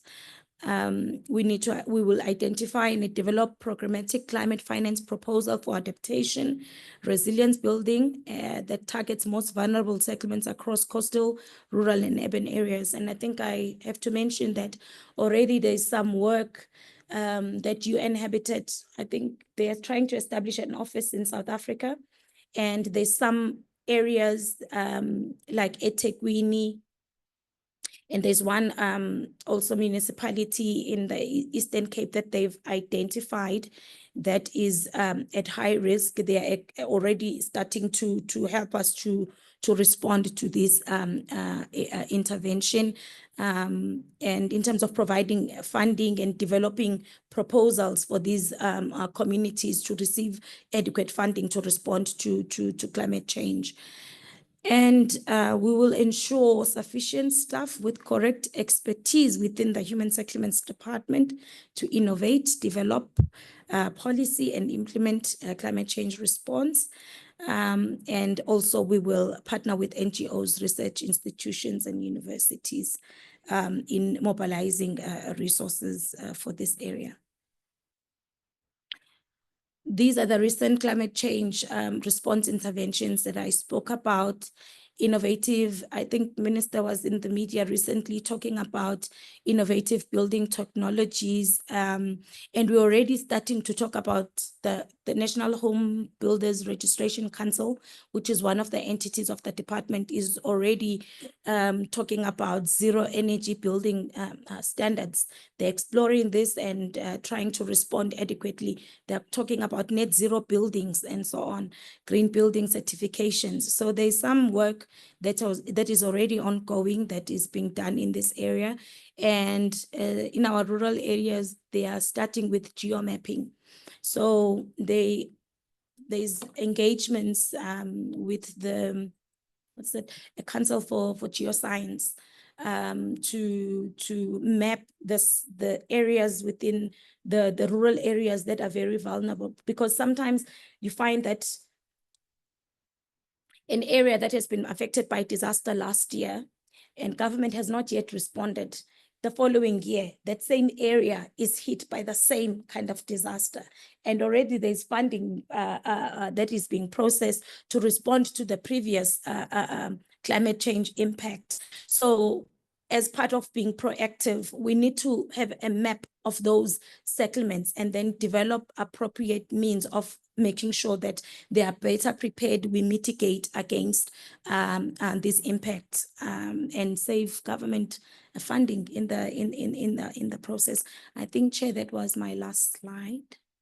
Thank you.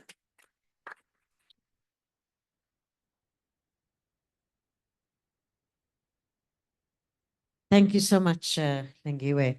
We learned a lot from you. And there's a lot that's in there that government is trying to do and to roll out. So we have an opportunity. I hope you're willing to take on a number of different questions.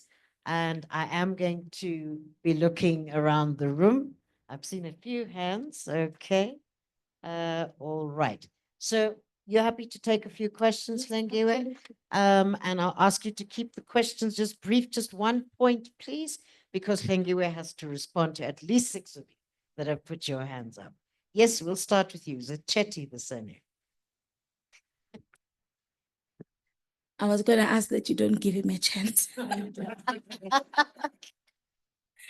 Can you use just a joke? Can you use your microphone on the table, please, so that people online can help you? I mean, can hear you. Ish. Thank you, and thank you for the presentation. I know you made it a point to say that your orientation regarding green building is important. I want to point out to you that it's not just the orientation, the quality of the build, the lack of ceiling. It's the R values on the brickwork. And that's why the house is colder in winter, far more hotter in summer. The prevalence of asthma in summer and pneumonia in winter is becoming more prevalent. I wanted to make that comment and I want to ask you, what's the solution for that? The second point I want to make is Eric Molobi has been around for more 12, 15 years, and we are only now thinking about IBT. Thank you. Thank you. Yes, sir, you have the floor. My name again is Clement Mepudi from the grassroots level for climate action. I present the poor of the poorest at the grassroots level. We have also, it's a comment anyway, it's not a question. The distance of institutional arrangement, because Klingwe here is speaking about DMRE.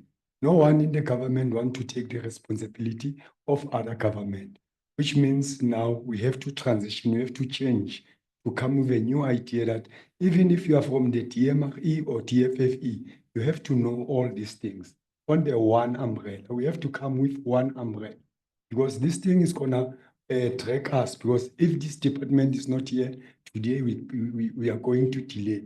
We don't have a chance to implement. Now is the time of action to implement and arrange all the policies, because our policies are post. I think Neville said the post 1994. We don't have to forget where we're coming from. But moving forward, we have to change all the policies, amend and all the laws. And then things for us will be very simple, because mostly we've got our tool book, our Bible is the Climate Change Act. Please, South Africans, let's read the Climate Change Act. It will show you that from the local, provincial, national, we have to be one. And the Presidential Climate Commission is the judiciary of all climate change actions and injustices. Thanks. Thank you very much, Clement, for your very passionate plea.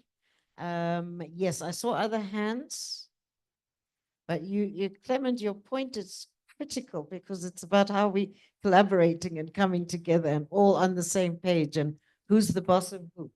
Sensitive stuff. Mbangi, yes, and then Gordon, and yes, okay, I have 4, and I know there was a hand there also. I'll come, okay, you can use that one, yes. Thank you very much. I think mine is also a comment. I think it's a very good presentation in that it actually reveals quite a lot, and I think the answers are actually in the presentation itself. What I want to comment on is primarily, actually, I'm recognizing, sorry, Mbangi is my name. I'm with Rainwater at the moment, and I also do some research with UJ. I think Clement said something that I'll probably paraphrase a bit. Certain issues that you've presented here are already coded in current policies, legislation, and regulatory regime, very clear. But what is clearly coming out is a fair bit of manifestation of the silos that you were talking about. Perhaps the question should be, how do we deal with what is very obvious for all of us to actually see as witnessed in different lenses, from different lenses? Perhaps the question could be, what sort of data and information are you using? Because if I attended DFFE or some other presenter, I'll probably be hearing the same kind of thing, but it's coming from the different spaces. Perhaps we need to look at the data sources that you're using and how that is being utilized to do your assessment or planning. Gordon, thank you, Mbangi. Hi, Gordon Lane from Sea Sustainability. Thanks for a great presentation, and I'm really glad that there's a strategic document coming out. Just want to challenge one point in your actions, is position the settlements near arterial routes. the plea from my side would be to not consider arterial routes, but consider public transport, how you enable public transport. And then linked to that is how do we create walkable, cyclable communities that have access to opportunity within, let's say, 15 minutes of that walking and cycling. So it's not human settlements, it's an integrated development setup. So that then talks to bringing land use and urban planning into the conversation straight away. So we start talking about the 15-minute precinct concept at many levels. And then I would really plea that we, and I really support this, getting a platform that integrates all the conversations and communications. I don't know if you're aware of a report called the Growth Lab report, which was commissioned by the president. It was a study that was commissioned by the president to look at the issues facing South Africa, and it came out with two things, and you've touched on both of them. The one is the capacity to deliver this, state capacity to deliver this, and the report addresses that. And the other is the growth through inclusion rather than exclusion. And it speaks really to how do we create settlements and change the urban fabric so that people have access to opportunity close to where they live. That's really just an observation of that. Thank you. Yes, and introduce yourself, please. Thanks, Gordon. Okay. Thanks. Greetings to the attendees. My name is Samuel.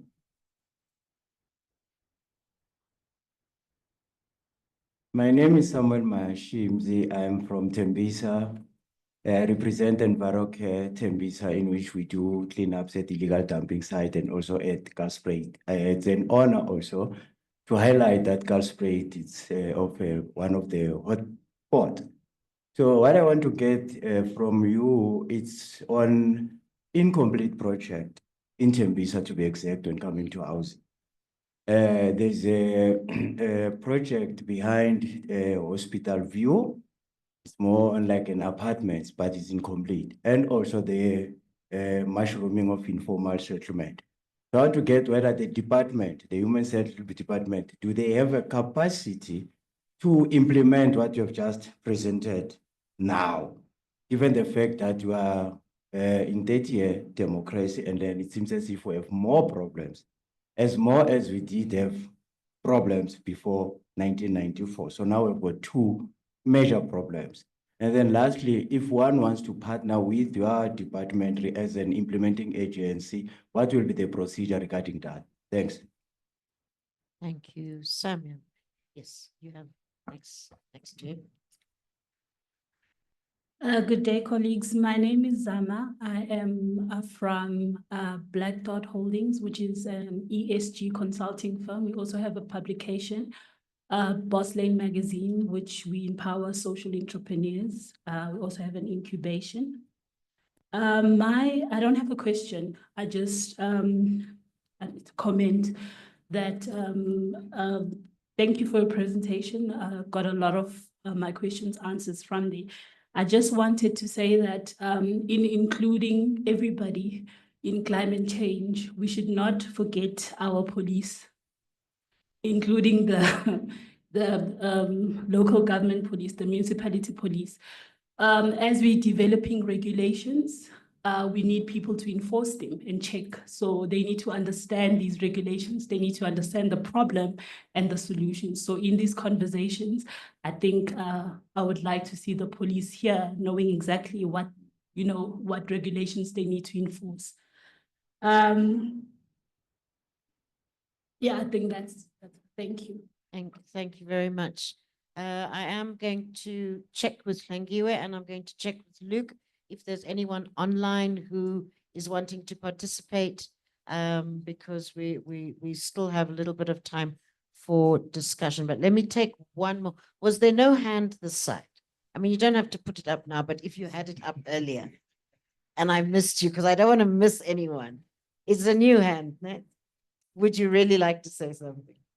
I'm going to come to you. Yes. No, that's okay. I saw you first.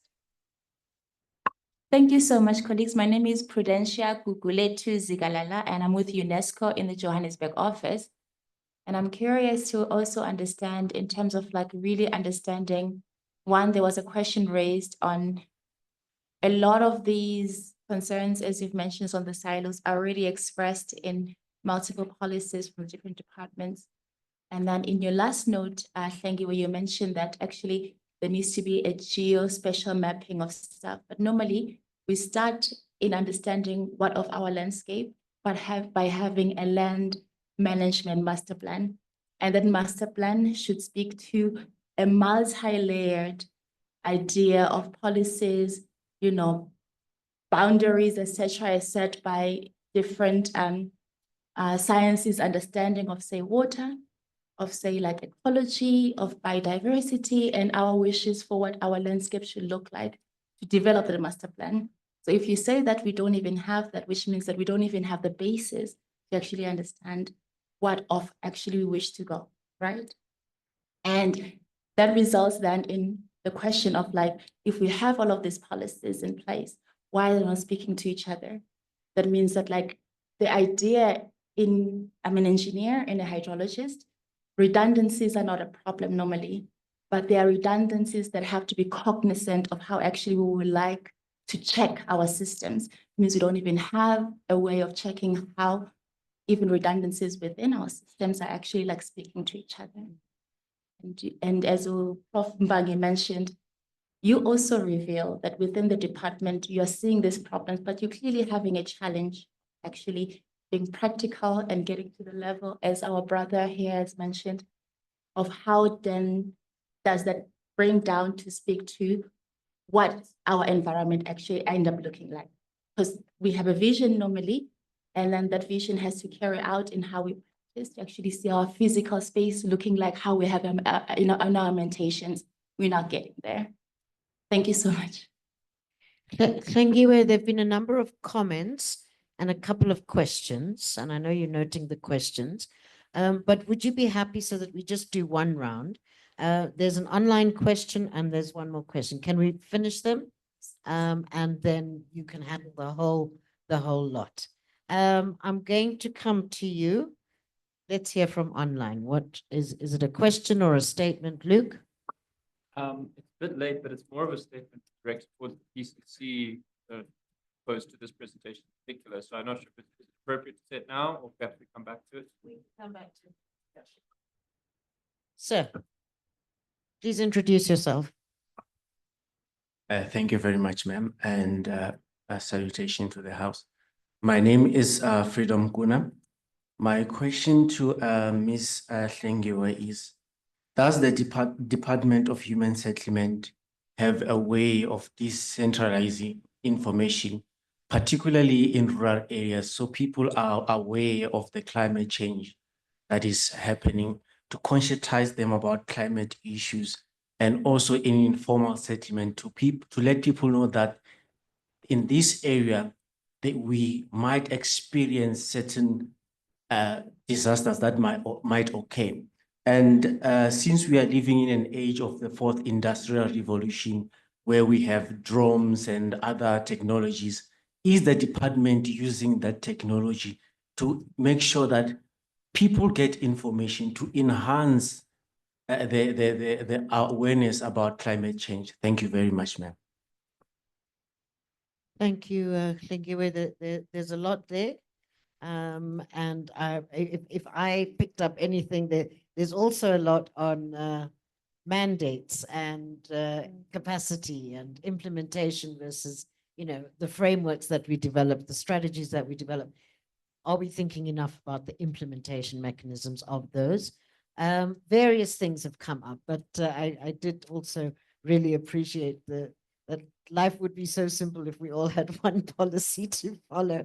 But mandates, who's got the mandate to do what, at what level, which sector, and how are we forming those partnerships to collaborate as we think about implementation? But there was a lot. You know, thank you.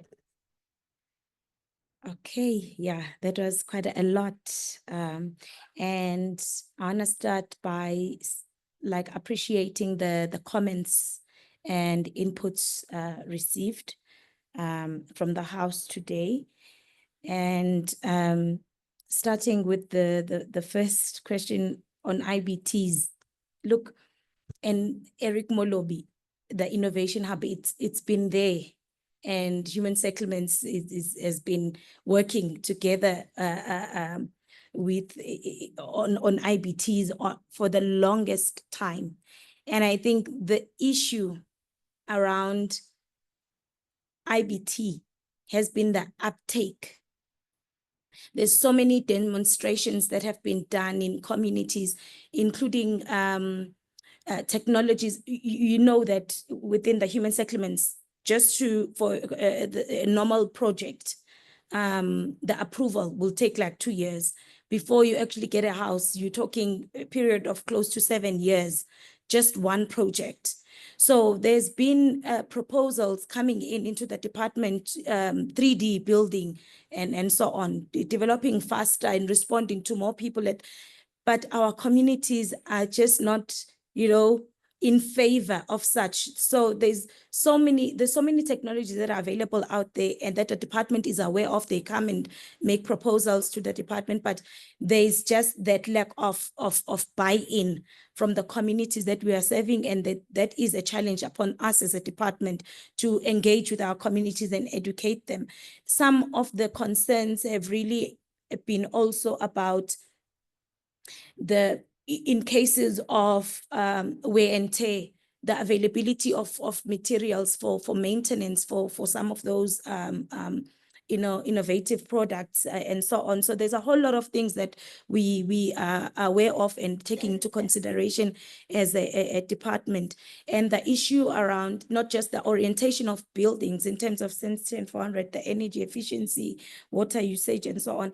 Like I indicated, the white paper process, the design of our housing has got to change. It cannot be business as usual. There are inputs coming into that process, and the engagements that are happening, not just within government, but with a whole lot of sectors, private sectors, NGOs, will really bring in solutions in terms of the design of our future settlements that are resilient to climate change. And I think there's still consultations, inputs that are being received. But I think there's a whole lot that is going to come out of that white paper process when we do the Human Settlements Act. And like I indicated, already the response from National Treasury to set a condition there for us as a condition in our human settlements grant that we use to build these houses, that is really going to force us to do things differently. It cannot be business as usual, that we understand. What data sources are we using? As I think we got to have that understanding that human settlements is a concurrent function. So a lot of the responses are not lying with the national government, but with the provincial departments of human settlements on the ground and the local sphere. And we are working with universities, National Disaster Management Center, South African Weather Services. There's a disaster management advisory forum that sits where human settlements officials at the local sphere are part of and engaging with those various sectors, such that when there is an incident, it's not just a response coming from the Department of Human Settlements. It's a whole multi-sectoral approach to the response.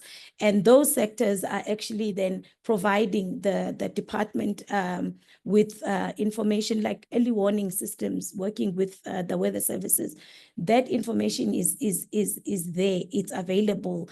However, I think there are gaps within the system. And you look at how we see that even if there was an early warning system, not everyone is able to vacate the area. And that means there was some gap in the communication between those individual, the municipality that is responsible for issuing those early warning systems and the communities in which they are within their jurisdiction. So there's multiple sources of data that we are using. We're working with also CSIR as well. I take the comment from Gordon regarding the arterial roads, cycle routes. Simon asked about incomplete projects in Tembisa, the mushrooming. Sorry to correct, Samuel. Samuel. Not Oh, Simon. sorry, my apologies. For record's sake, Samuel. Samuel. Thanks, ma'am. Okay, apologies, Samuel. So you spoke about the mushrooming of informal settlements, and your question was, do we have the capacity to respond as government? And the straight answer is that there is already an acknowledgement. The problems that we are facing as a country, not just in human settlements, the state does not have the capacity on its own to respond to those challenges. So there's your answer right there. The issue around incomplete projects, I think the department as one of their priorities, or the minister's priorities, is the issue of unblocking blocked projects. So I don't know what the specific issues are within that particular project that you are referring to, but it is one of the priorities, and they're going around the country trying to unblock all the blocked projects. How can NGOs partner with the department as an implementing agent? I think part of the problem, Samuel, is that a lot of our response to issue, let me make an example. Let's say there's a burst water pipe in my street, right? The response is to call the local municipality to come and resolve that water burst.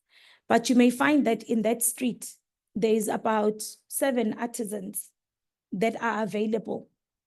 They are not able to, in terms of our regulations, the communities do want to be part of the response or assist government in certain things, but they are limited by the current regulations that are there. You got to leave that burst water pipe for 2 days until somebody from the municipality comes and addresses that. You would have lost how many liters of water? You do have people within the community that could have just stopped it until somebody with authority comes and fixes it. So what I'm trying to say in my response is that there is a lot that our communities can do to partner with government, but they are limited. I think there's a case of a councillor somewhere in the Northern Cape currently who, instead of waiting for government to come and fix a pothole, decided to take it upon himself to fix a pothole, and is being taken to court because they are not allowed to do that. So as we talk about the issues of collaborating and working with government as communities or representatives of communities, there are certain limitations that bind us as government from actually accepting some of the assistance that comes from the communities. We need to stop it there, and unless there's a burning one that you want to respond to, but I think that point I'm going to harp on about what you're saying there. Okay. I just the last one.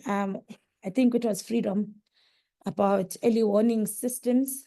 I think I responded a bit to that.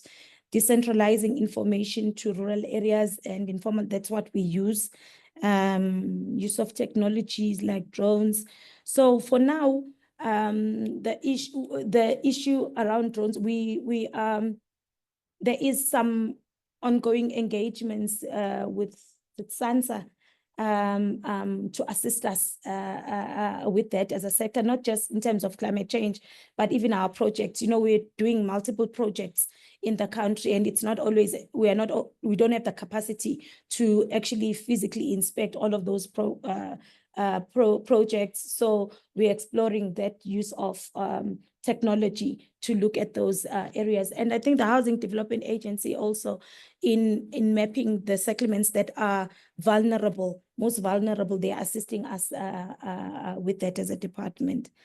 can I don't know, I know Zama, I note your comments about the involvement of local police to also, but there's bylaws that they are failing also at the local sphere to sort of enforce. To expect them to assist with this is going to be a difficult one, but already the municipalities have bylaws that officials are, or maybe it's an issue of capacity. There's not enough manpower to actually enforce. But your comment and Kukleti around no coherent vision is really noted. Can I leave it there? Yeah, I think you leave it there. And if people would like to learn more from you, Hlengiwe, just follow which group she goes into, okay? That's all of you. But you know, the issues that the discussion, or the points that people are interested in, I mean, it's really getting to the nuts and bolts of things in terms of how do we address these challenges. And so we're going to ask, thank you very much, Hlengiwe. You will be here in the group, say, thank you very much. So I think Hlengiwe has also set the scene, and these questions have set the scene for the key issues that Dawn from One World is now going to present in terms of, so what have we found out in terms of the state, the state of readiness of adaptation in the built environment. So Dawn, I mean, I'm sure you've amended your presentation as you went along, because these are the real issues here that are coming up, and it's mandate and it's regulation and it's informality and opportunity and innovation is what we're needing. Thank you. Yes, we've been hearing the same consistent messages all along, and that's made me very happy, because what I'm going to present to you is not new and not different, and I think quite important. I'm just looking at what is on the screen. I can go. The quickest presentation ever. But I do want to share the main messages, and so that you can see the consistency in what has been coming through all morning. And I also want to share some of the conclusions and the key interventions that we have come up with, or that they're not new. I think we've come up with collectively. We're also coming up with them this morning. So let me go ahead. I just need to deal with the technology. Okay.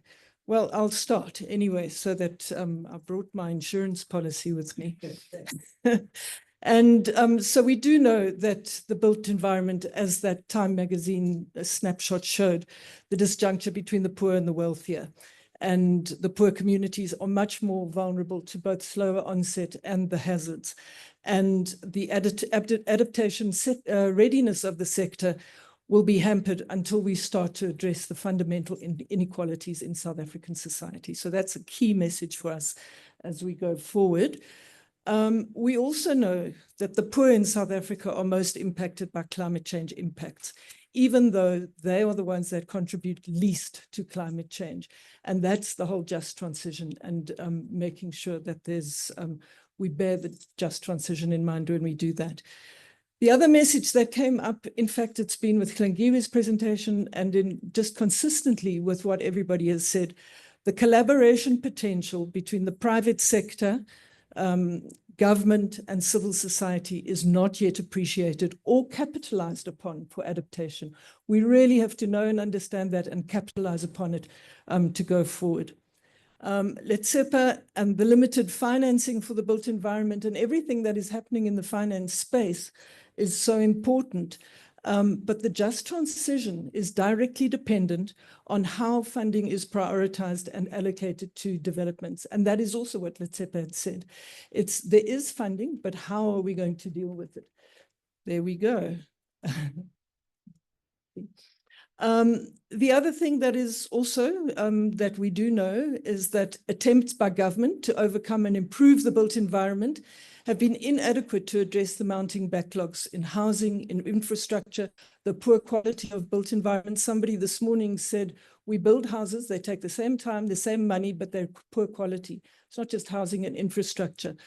And in particular, the formal, subsidized and informal areas suffer as a result of that. So we need to deal with that.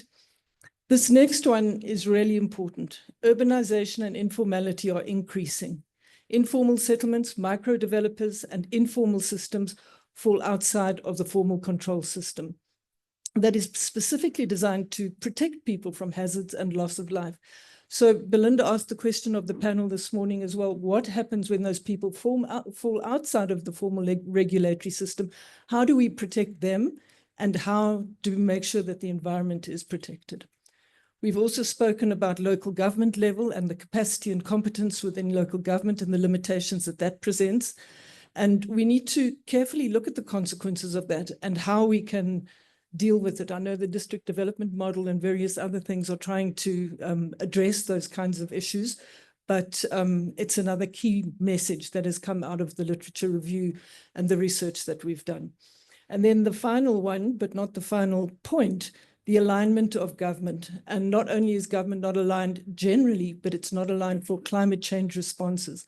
And we need coordination for climate adaptation, cross-sectoral alignment between and within the spheres of government. So those are critical messages, none of it new, perhaps more succinctly put than what we've heard this morning, but critical. And that's really what our work has revealed, these key messages. So let's move to the just transition then, and specifically the built environment. As Desigan said this morning, the built environment really creates the platform in which the just transition can or can't work. And the built environment is huge. The size and the reach of the built environment is very large. There's assets, there's workforce, and associated with that are numerous risks in this transformational change. And we have to be very aware of that. High carbon materials, energy consumption from buildings and construction and operations, we need to shift from that.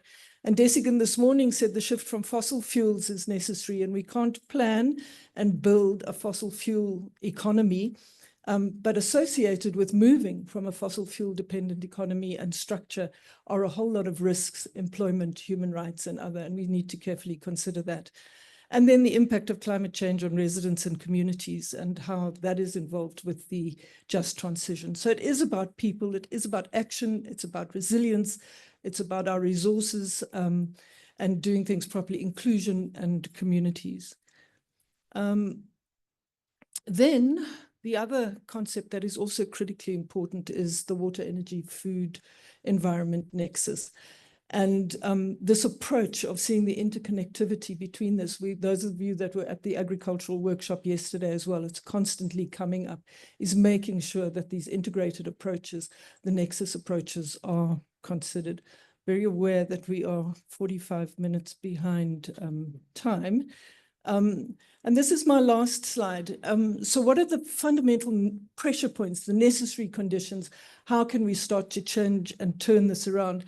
And it really is about focusing on key things. We've been dealing with micro level issues, but the macro level issues. If we don't get things right at the macro level, then we're doomed to failure, and the micro level can even be hindered for transformational adaptation. And again, it's the same things coming up. Intergovernmental cooperation and the nexus approaches. We need to look at our policy and legislation to get them aligned, and we also have to have institutional arrangements that are transversal, cross-sectoral, and aligned. Cross-sectoral cooperation and partnerships with the private sector and with communities. Yesterday, somebody said you can't talk about public-private partnerships, it's public-private community partnerships. It's critical. All sectors of the economy and all sectors of society must be involved in coming up with the solutions. And then municipal governance and capacity, Letsepa's passion, capacity and ability. It must be inclusive of the informal economy and society in general as well. And we need to address municipal capacity issues. And then a climate-centered fiscal environment, and that came through very clearly this morning. Look at the funding, there is funding, but look at what we've got and make sure that it's climate-focused and fully integrated into all of government funding.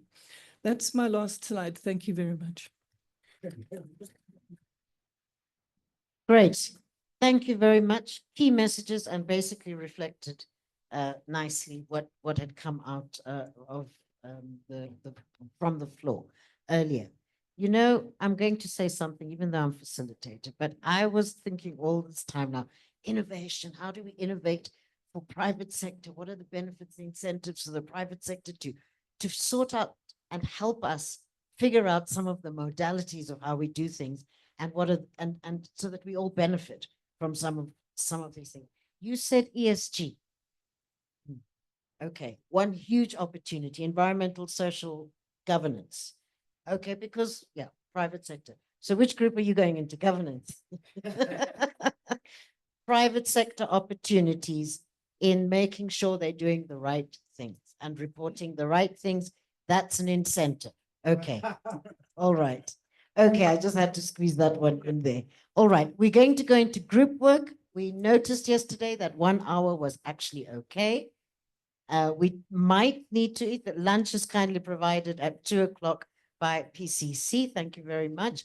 We might eat 5 minutes into your lunchtime because we are, as Dawn went and told everybody, we're running 45 minutes late. But we did manage with just 1 hour yesterday for the group work. They were very focused. Let me tell you a little bit about your group work, and let me tell you who your facilitators and rapporteurs are. So I will ask the facilitator to stand so that if you're interested in that topic, just move towards them, okay, when I'm done. All right. Group 1, you've heard all about governance and cooperative governance. That's what cooperative governance is going to be focused on in Group 1. And Tlengiwe, there we go. Where's Tlengiwe? Tlengiwe, okay. Tlengiwe's just left, but she just spoke, so you know who she is. She is going to be facilitating that group. And Dawn, you're going to be, oh, is it you, Luke? Okay. Okay, so governance comes to you. Okay. Luke is standing in for Dawn. Okay. Right. Group 2, those of you interested in the finance side of things. Abby, I don't think I've met you. Okay. Hello, Abby. Abby Godsell. Finance, if you're interested in finance, please gravitate towards Abby at the back there. And then group 3 is going to focus on this whole issue of informality, urban informality. Now, surely there have to be opportunities in that. We need to be innovative. Right, Seth, who was on our panel. Where are you? Okay, so Seth, I think we can all just come to you if we want to deal with the informality issues. And by the way, all the facilitators do have the questions that they're going to tackle in the group discussions, right? And Mike, you are supporting as a rapporteur. Mike, with Seth. Okay, let's do this. Governance, here, this area, just pull up a chair. If you're interested in governance, Tlengiwe is also going to be there. Tlengiwe, this is your, we set you there.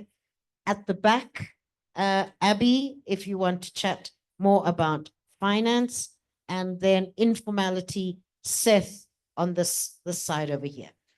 Okay, 1 minute. Let's vote with our hearts. Come.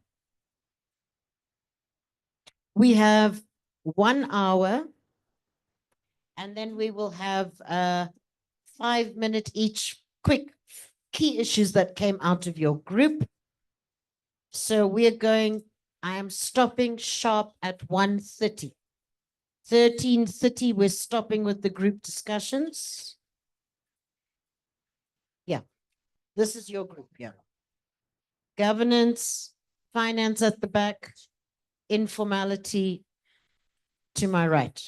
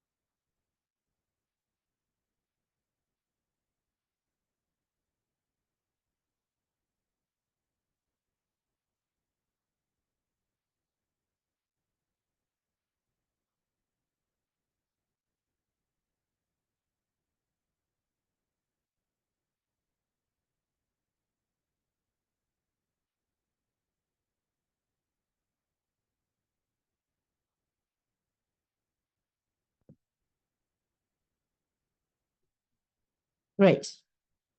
Okay, let's wrap up our fantastic session. Okay, should we just do this in order, the brief feedback? I trust that our facilitators who are actually going to do the report back for 5 minutes, not even 5 minutes, maybe you can do it in 2 minutes. What are the key issues coming out in your group? Okay, Flengiwe is still having a session with a group. Okay. Let's all concentrate on listening to what the groups came up with. Flengiwe, are you ready, or would you like me to start with another group? Flengiwe, are you ready? Or because I understand, have you got someone else to report back? Or would you like me to start with finance or informal? She's ready. Okay. Less than 5 minutes, Flengiwe, is that possible? For the key points. The key points, all the facilitators who are reporting back, Abby and Seth, key points, and we'll take it from there. Yes, Flengiwe, what did governance group chat about? And talk about getting ready.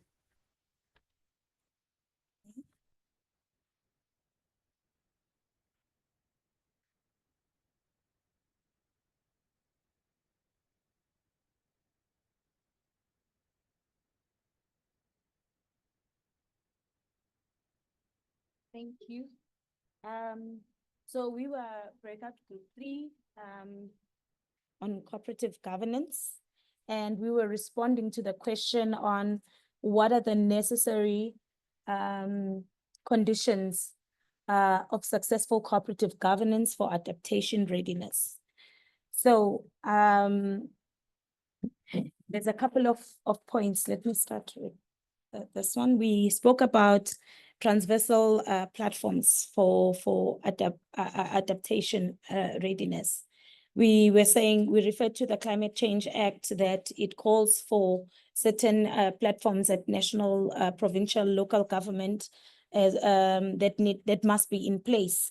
We need the condition then for those platforms to work. We need clear roles and responsibilities. We need to identify the lead. Possibly there was a question, should it be DFFE? Should it be the PCC? But somebody needs to make sure and hold the different sectors accountable, and needs to be the lead and ensure that there's enforcement in place. And then we need a clear vision and in terms of the outcome. So what is it that we are looking for as a country in terms of adaptation? So that vision needs to be everybody's vision, to say this is what we are working towards. And together, matched with that, we need a clear set of principles which we need to abide by, as well as clear roles and responsibilities of all those different stakeholders that we would bring on board. We are saying we should not leave anyone behind. We need everyone in the room, especially the local communities. All the platforms that we are talking about, there needs to be a voice. The voice of the local communities must not be lost. We are saying we need, I'm going to move from my own notes to the presentation. We need to understand what the issues are before we have a response. So a clear needs assessment on the ground.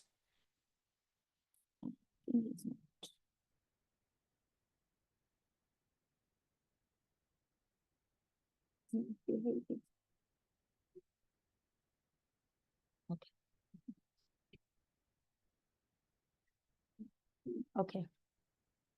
So we need to understand what the issues are before we coordinate our responses. The issue around government working in silos is a big issue, and then it leads to a duplication of efforts. So we need to make sure there's clear coordination to identify those overlaps. And yes, we need to identify all the critical stakeholders that need to be involved in these transversal platforms we're talking about.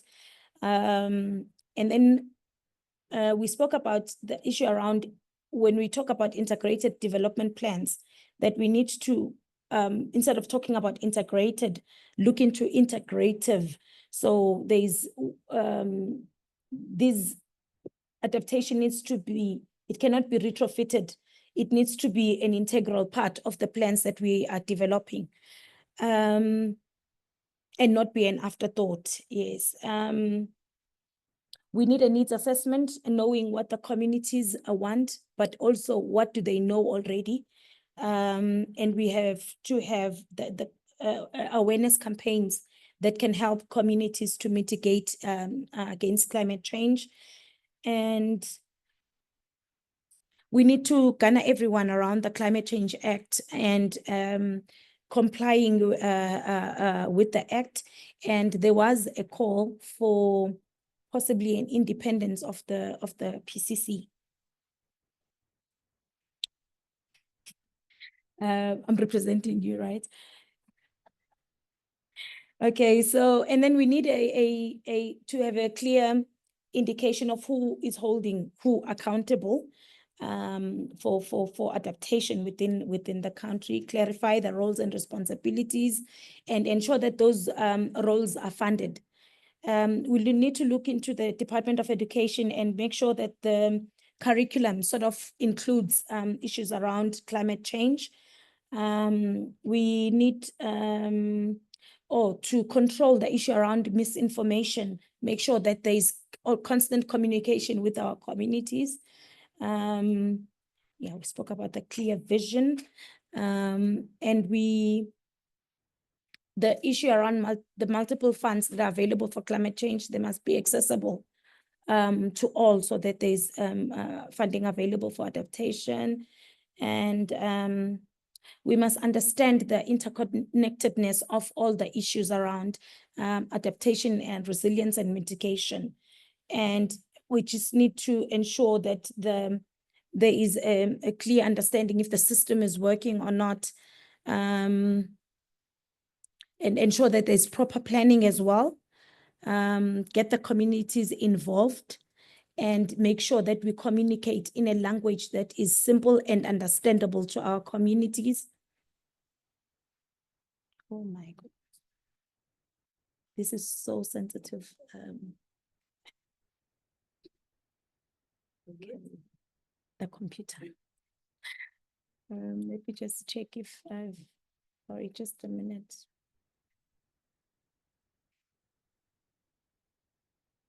Okay. Oh my God. Okay, so we constantly engage with communities and be intentional about getting them involved. And then most importantly, the bottom-up approaches to community involvement. So the structures that are set up at the local level, we need to make sure that we do the bottom-up approach, because we need to make sure that adaptation is localized. It's focused on each community, and then those structures must work bottom up and link up to the national structures, and not, so the agenda setting comes from the local platforms and goes up. I think there was just Dawn, I think it can tell I'm not the owner. It just okay, but I think I captured some of, I think I'm missing one slide. It just doesn't want to go to it. Is there a hand? Okay, we need to have the just transition hubs or offices in each and every CCC, like in the municipalities, where there is a problem with environment. You don't go to the Department of Health or Department of Safety, you go straight to the department which deals with climate change. And then climate change department will consult with the other departments. But people must know, when you report with climate change or any issue, you go straight to that office. Each and every community must have that just transition, we call them just transition hubs or offices where the information will be processed and will be gathered. If you want information, you can call, because other people, they don't have data. Other people, they don't have a technology, but we make it to be very practical. Thanks. Okay, I think the last one, thank you for that, is the issue around the nationally determined contributions, that they must not be set up at a national level. I think when we are talking about those structures at the local communities, that information needs to be coming from the communities themselves going up, and then that is what should constitute the NDCs. Thank you. Thank you very much, cooperative governance. So fantastic. Thank you. Critical points there. Let's move straight on to group 2 on finance. That is Abby. Thank you, Abby.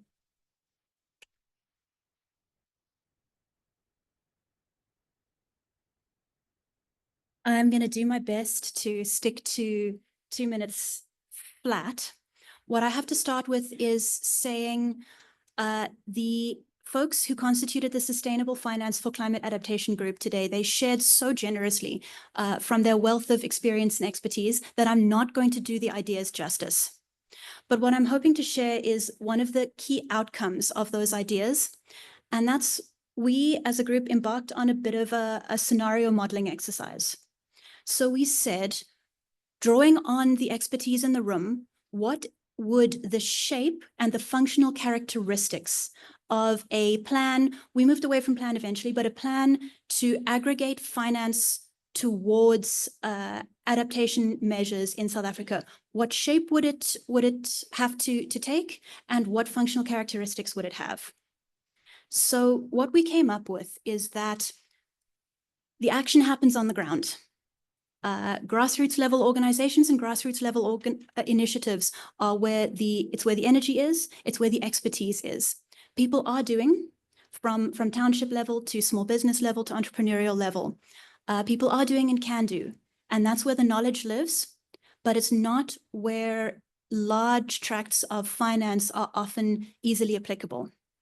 So there are structures in terms of what is easy to finance, what is bankable, and what is permissible by government.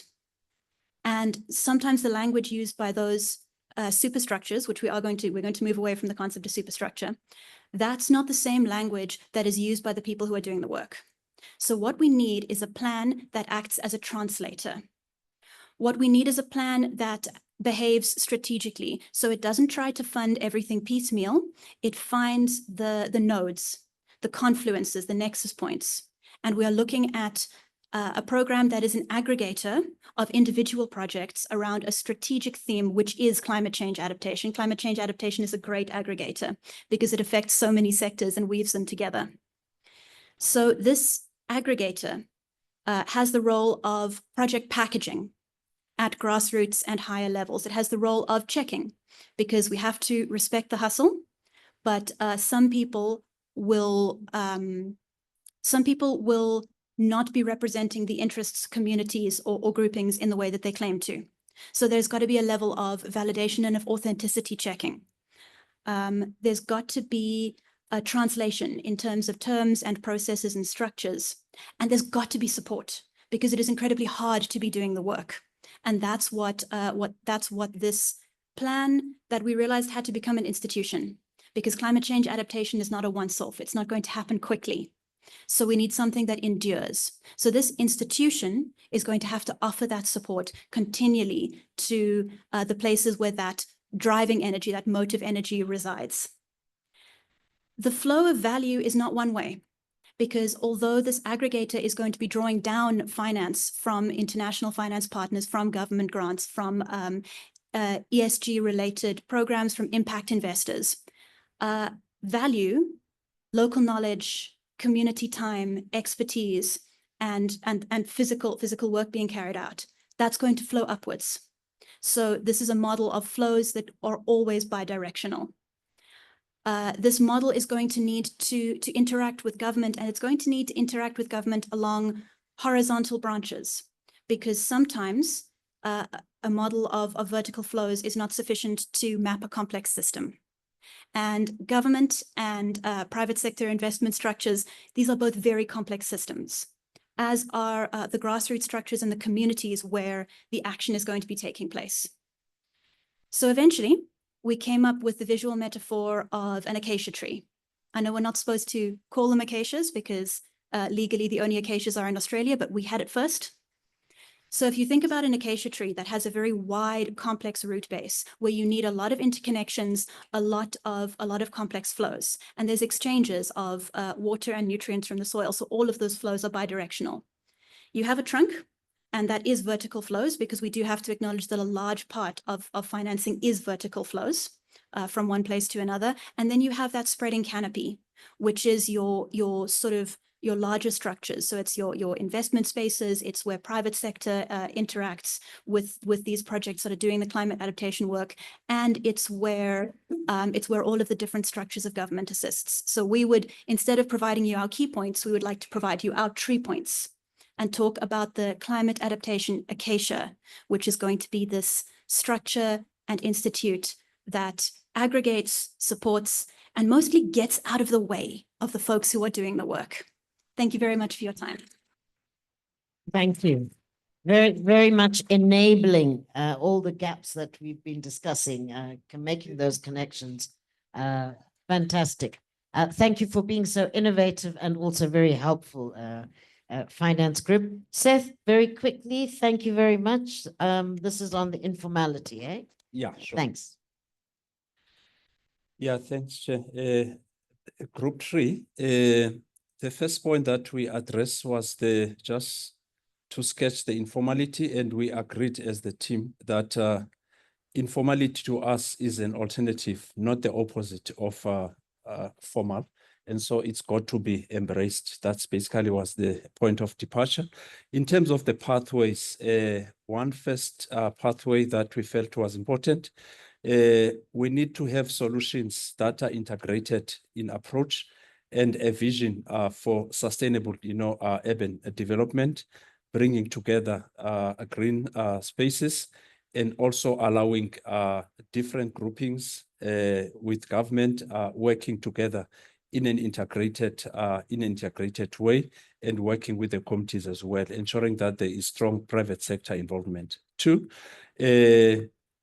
knowledge sharing is going to be very critical in terms of resolving our problems, and people on the ground are very critical in the planning as well as the implementation of implementing our solutions. And so they must be knowledgeable, and they must be part and parcel basically of even generating that knowledge in terms of if research is undertaken, they must be involved in those projects through skills transfer as well as also empowering the youth. Sorry, let me take that. Sky just phones at the wrong time. Okay. The third issue was the issue of mechanisms to monitor. It's very important that our decisions are more data-based, sort of evidence-based. And in terms of gathering that data, the committees must be involved in this process. They must learn, and they must also be equipped with technology in terms of collecting data, analyzing the data, and also being able, to develop solutions. There was a very strong view that children also must be involved in problem solving and coming up with solutions, especially on the issues of early warning, systems that are technology based, because they are in a better position to understand how technology, and they are very equipped when it comes to understanding, how the technology works. I'm almost done.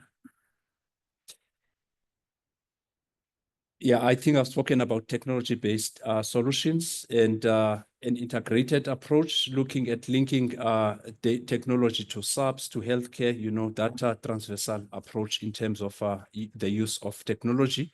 And also community-based teams must be funded and also must be trained as well. An example of the Social Employment Fund in terms of establishing community forums that are integrated and also working in terms of climate response and adaptation. There's a need for context-specific solutions that could be developed through peer learning. Peer learning is encouraged in terms of pathways, but in developing the solutions, they must at the same time, the solutions to be more context-specific solutions. There was also mentioning of ESG standards for public sector, as we are sort of holding our private sector, accountable in terms of the ESGs. A similar mechanism needs to be developed for public sector as well, where we hold our officials accountable in terms of climate resilience as well as responses. Participatory planning, we must develop tools, we must develop mechanisms in terms of participatory planning, involving communities, in the planning process. The other issue that was raised was the issue of the faith-based organizations. They've got a significant impact in our communities. They can even make you to eat something that you don't want to eat. You can imagine then if they are on your side, there's a lot of influence that they can make basically in terms of, our climate responses. The last one, structures must be upgraded to go beyond the shared space. And so in a way, what the group was saying that we also need to be looking at indigenous technology, indigenous material in terms of our use of material, in terms of response to climate. And even an example, I'm not saying it's responsive, but we're giving an example of Toyando, where they were saying that local material is used, brilliant structures have been sort of, developed and adapting to that type of environment. And so those are some of the practices that we can be looking at in terms of our climate responses. Thank you.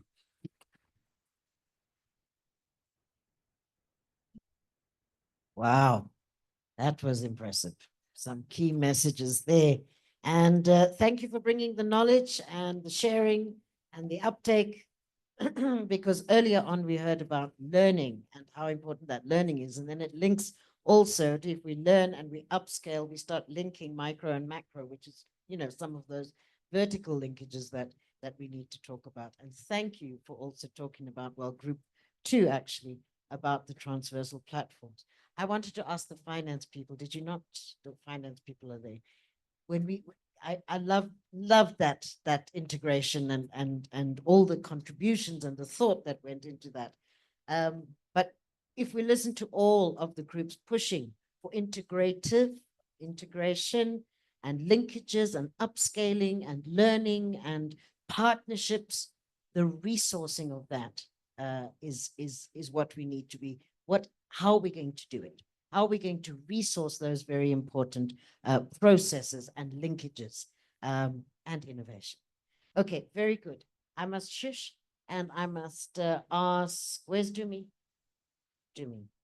We need to just have a brief synthesis. So let's hear from the PCC Secretariat what we feel were the key things. Let's hear what Dumi has to say. Key things coming out of this. And then I do need to just say, excuse me, where to from here before our One World group leaves for the airport. They're missing lunch, but the rest of us have lunch.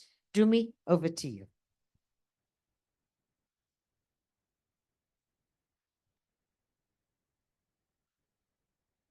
Thanks, Ruth.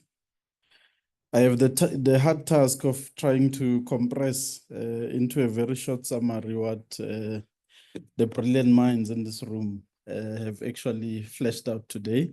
Firstly, thank you for taking the time to think with us, to discuss with us, but to also show us what we are missing in the process. I think that there has been some really invaluable contributions from all of you, and we significantly appreciate that. Just to start off from, the scientific part of things, we just learned from the IPCC fact sheet for Africa that, the climate change impacts and risks indicated that for the period of 2020, there were about 3.6 million weather-related events that led to, well, that 3.6 million weather-related displacements,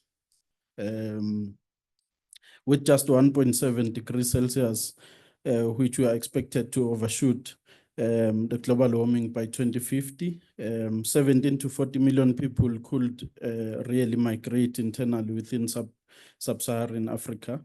I think we've already witnessed, especially as South Africa, migration in the southern region, driven by different factors, but we are clear now, at least from the IPCC lens, that we're gonna see that migration in a much more bigger scale going forward, especially as exacerbated by climate change. And this is expected to increase. The fact sheet continues to tell us that this is expected to increase to 56 or up to 86 million if you are working with a temperature scenario of 2.5 degrees Celsius. I think what I take from today in a number of ways is issues of lessons and good practice that needs to be taken forward. I think we heard from the panel that they were not telling the good story. There was a time in government when, government had a good story to tell. Some of you will remember, and probably are not telling enough of that story anymore. We also heard that Treasury is busy reviewing the conditional grants, which is very important, and I think it will provide a lot of opportunities. I mean, hearing from Hlengiwe's presentation also around what they would want to see as support from Treasury in as far as the financing is concerned. So hopefully there's still an opportunity to make that contribution to the Treasury process. I mean, picking up also from Hlengiwe's presentation, we also heard that all 9 provinces have been hit and have been hit hard, some of them by flooding. So all of them have experienced flooding in one way or the other. So there's no question about the impact, especially in the human settlement space. But what's more important is that there's probably sufficient, institutional arrangements that are put in place. To the point about the canopy on the tree, the horizontal learning that happens, the horizontal coordination. I think we heard from the feedback groups already also about the integration, about the collaboration, and more importantly, the knowledge sharing, elevating the best practice. The pace in responding to disasters also came out. I think that for me has more connotation on finance and the work that's being done around reviewing the disaster risk financing work, but also more broadly the grants and how the grants are dispersed in the country. In my own group, there was a very strong point about the financing of nodal points, the points that connect or the interconnectivity in the system, how best to fund that. There's also some couple of good experiences around what you could do even with the existing policy environment, simply by just tweaking a few things in the social housing space.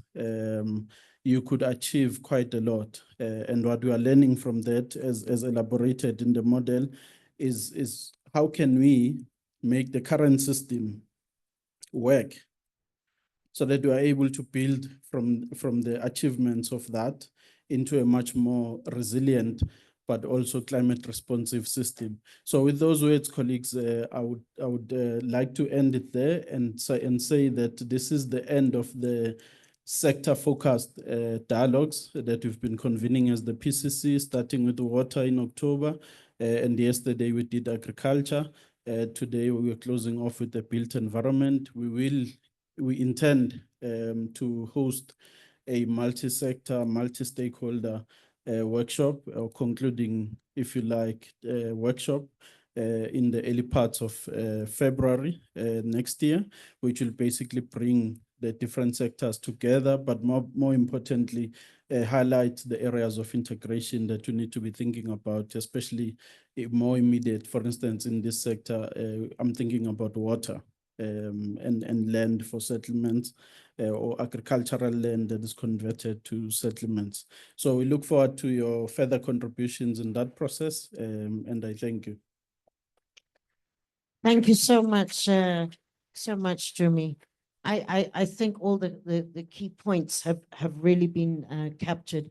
And I love that Jumi said, built on the achievements, because we all know of successes somewhere or failures somewhere that we really need to build on. But it's how do we get that? How do we go about things in a little bit more of a cohesive way? And I do think that our readiness going forward is going to be about concretizing and building on some of these fantastic integrated, multi-level processes and innovative processes on financing, for example, and partnerships with private, public, and communities. Okay, time is up, but as Dumi said, the built environment readiness paper, and process, the agriculture, and then the water value chain, all these are coming together. But first of all, we're going to take your inputs from today to inform and add value, further value to the built environment readiness paper. That's number one. That will be ready soon. Hey, Belinda? Then what happens, what Dumi was referring to is that all three sectors, in quotes, those are going to be crafted and feed into a synthesis paper. And I don't think that's going to be an easy exercise. But what must that crystallize to actually take us to the next level, or to help us get into, to accelerate readiness? So that synthesis paper is looking at being developed December, January, and then there will be a workshop in the first quarter of next year on the synthesis of bringing all these streams together, but really, I think, aiming for accelerating readiness. So you will be further engaged. You are invited to participate further, and I would like to thank you for your participation today and look forward to your contributions going forward. Thank you very much. Lunch is served. I think it's out there, I'm not sure. But I think we must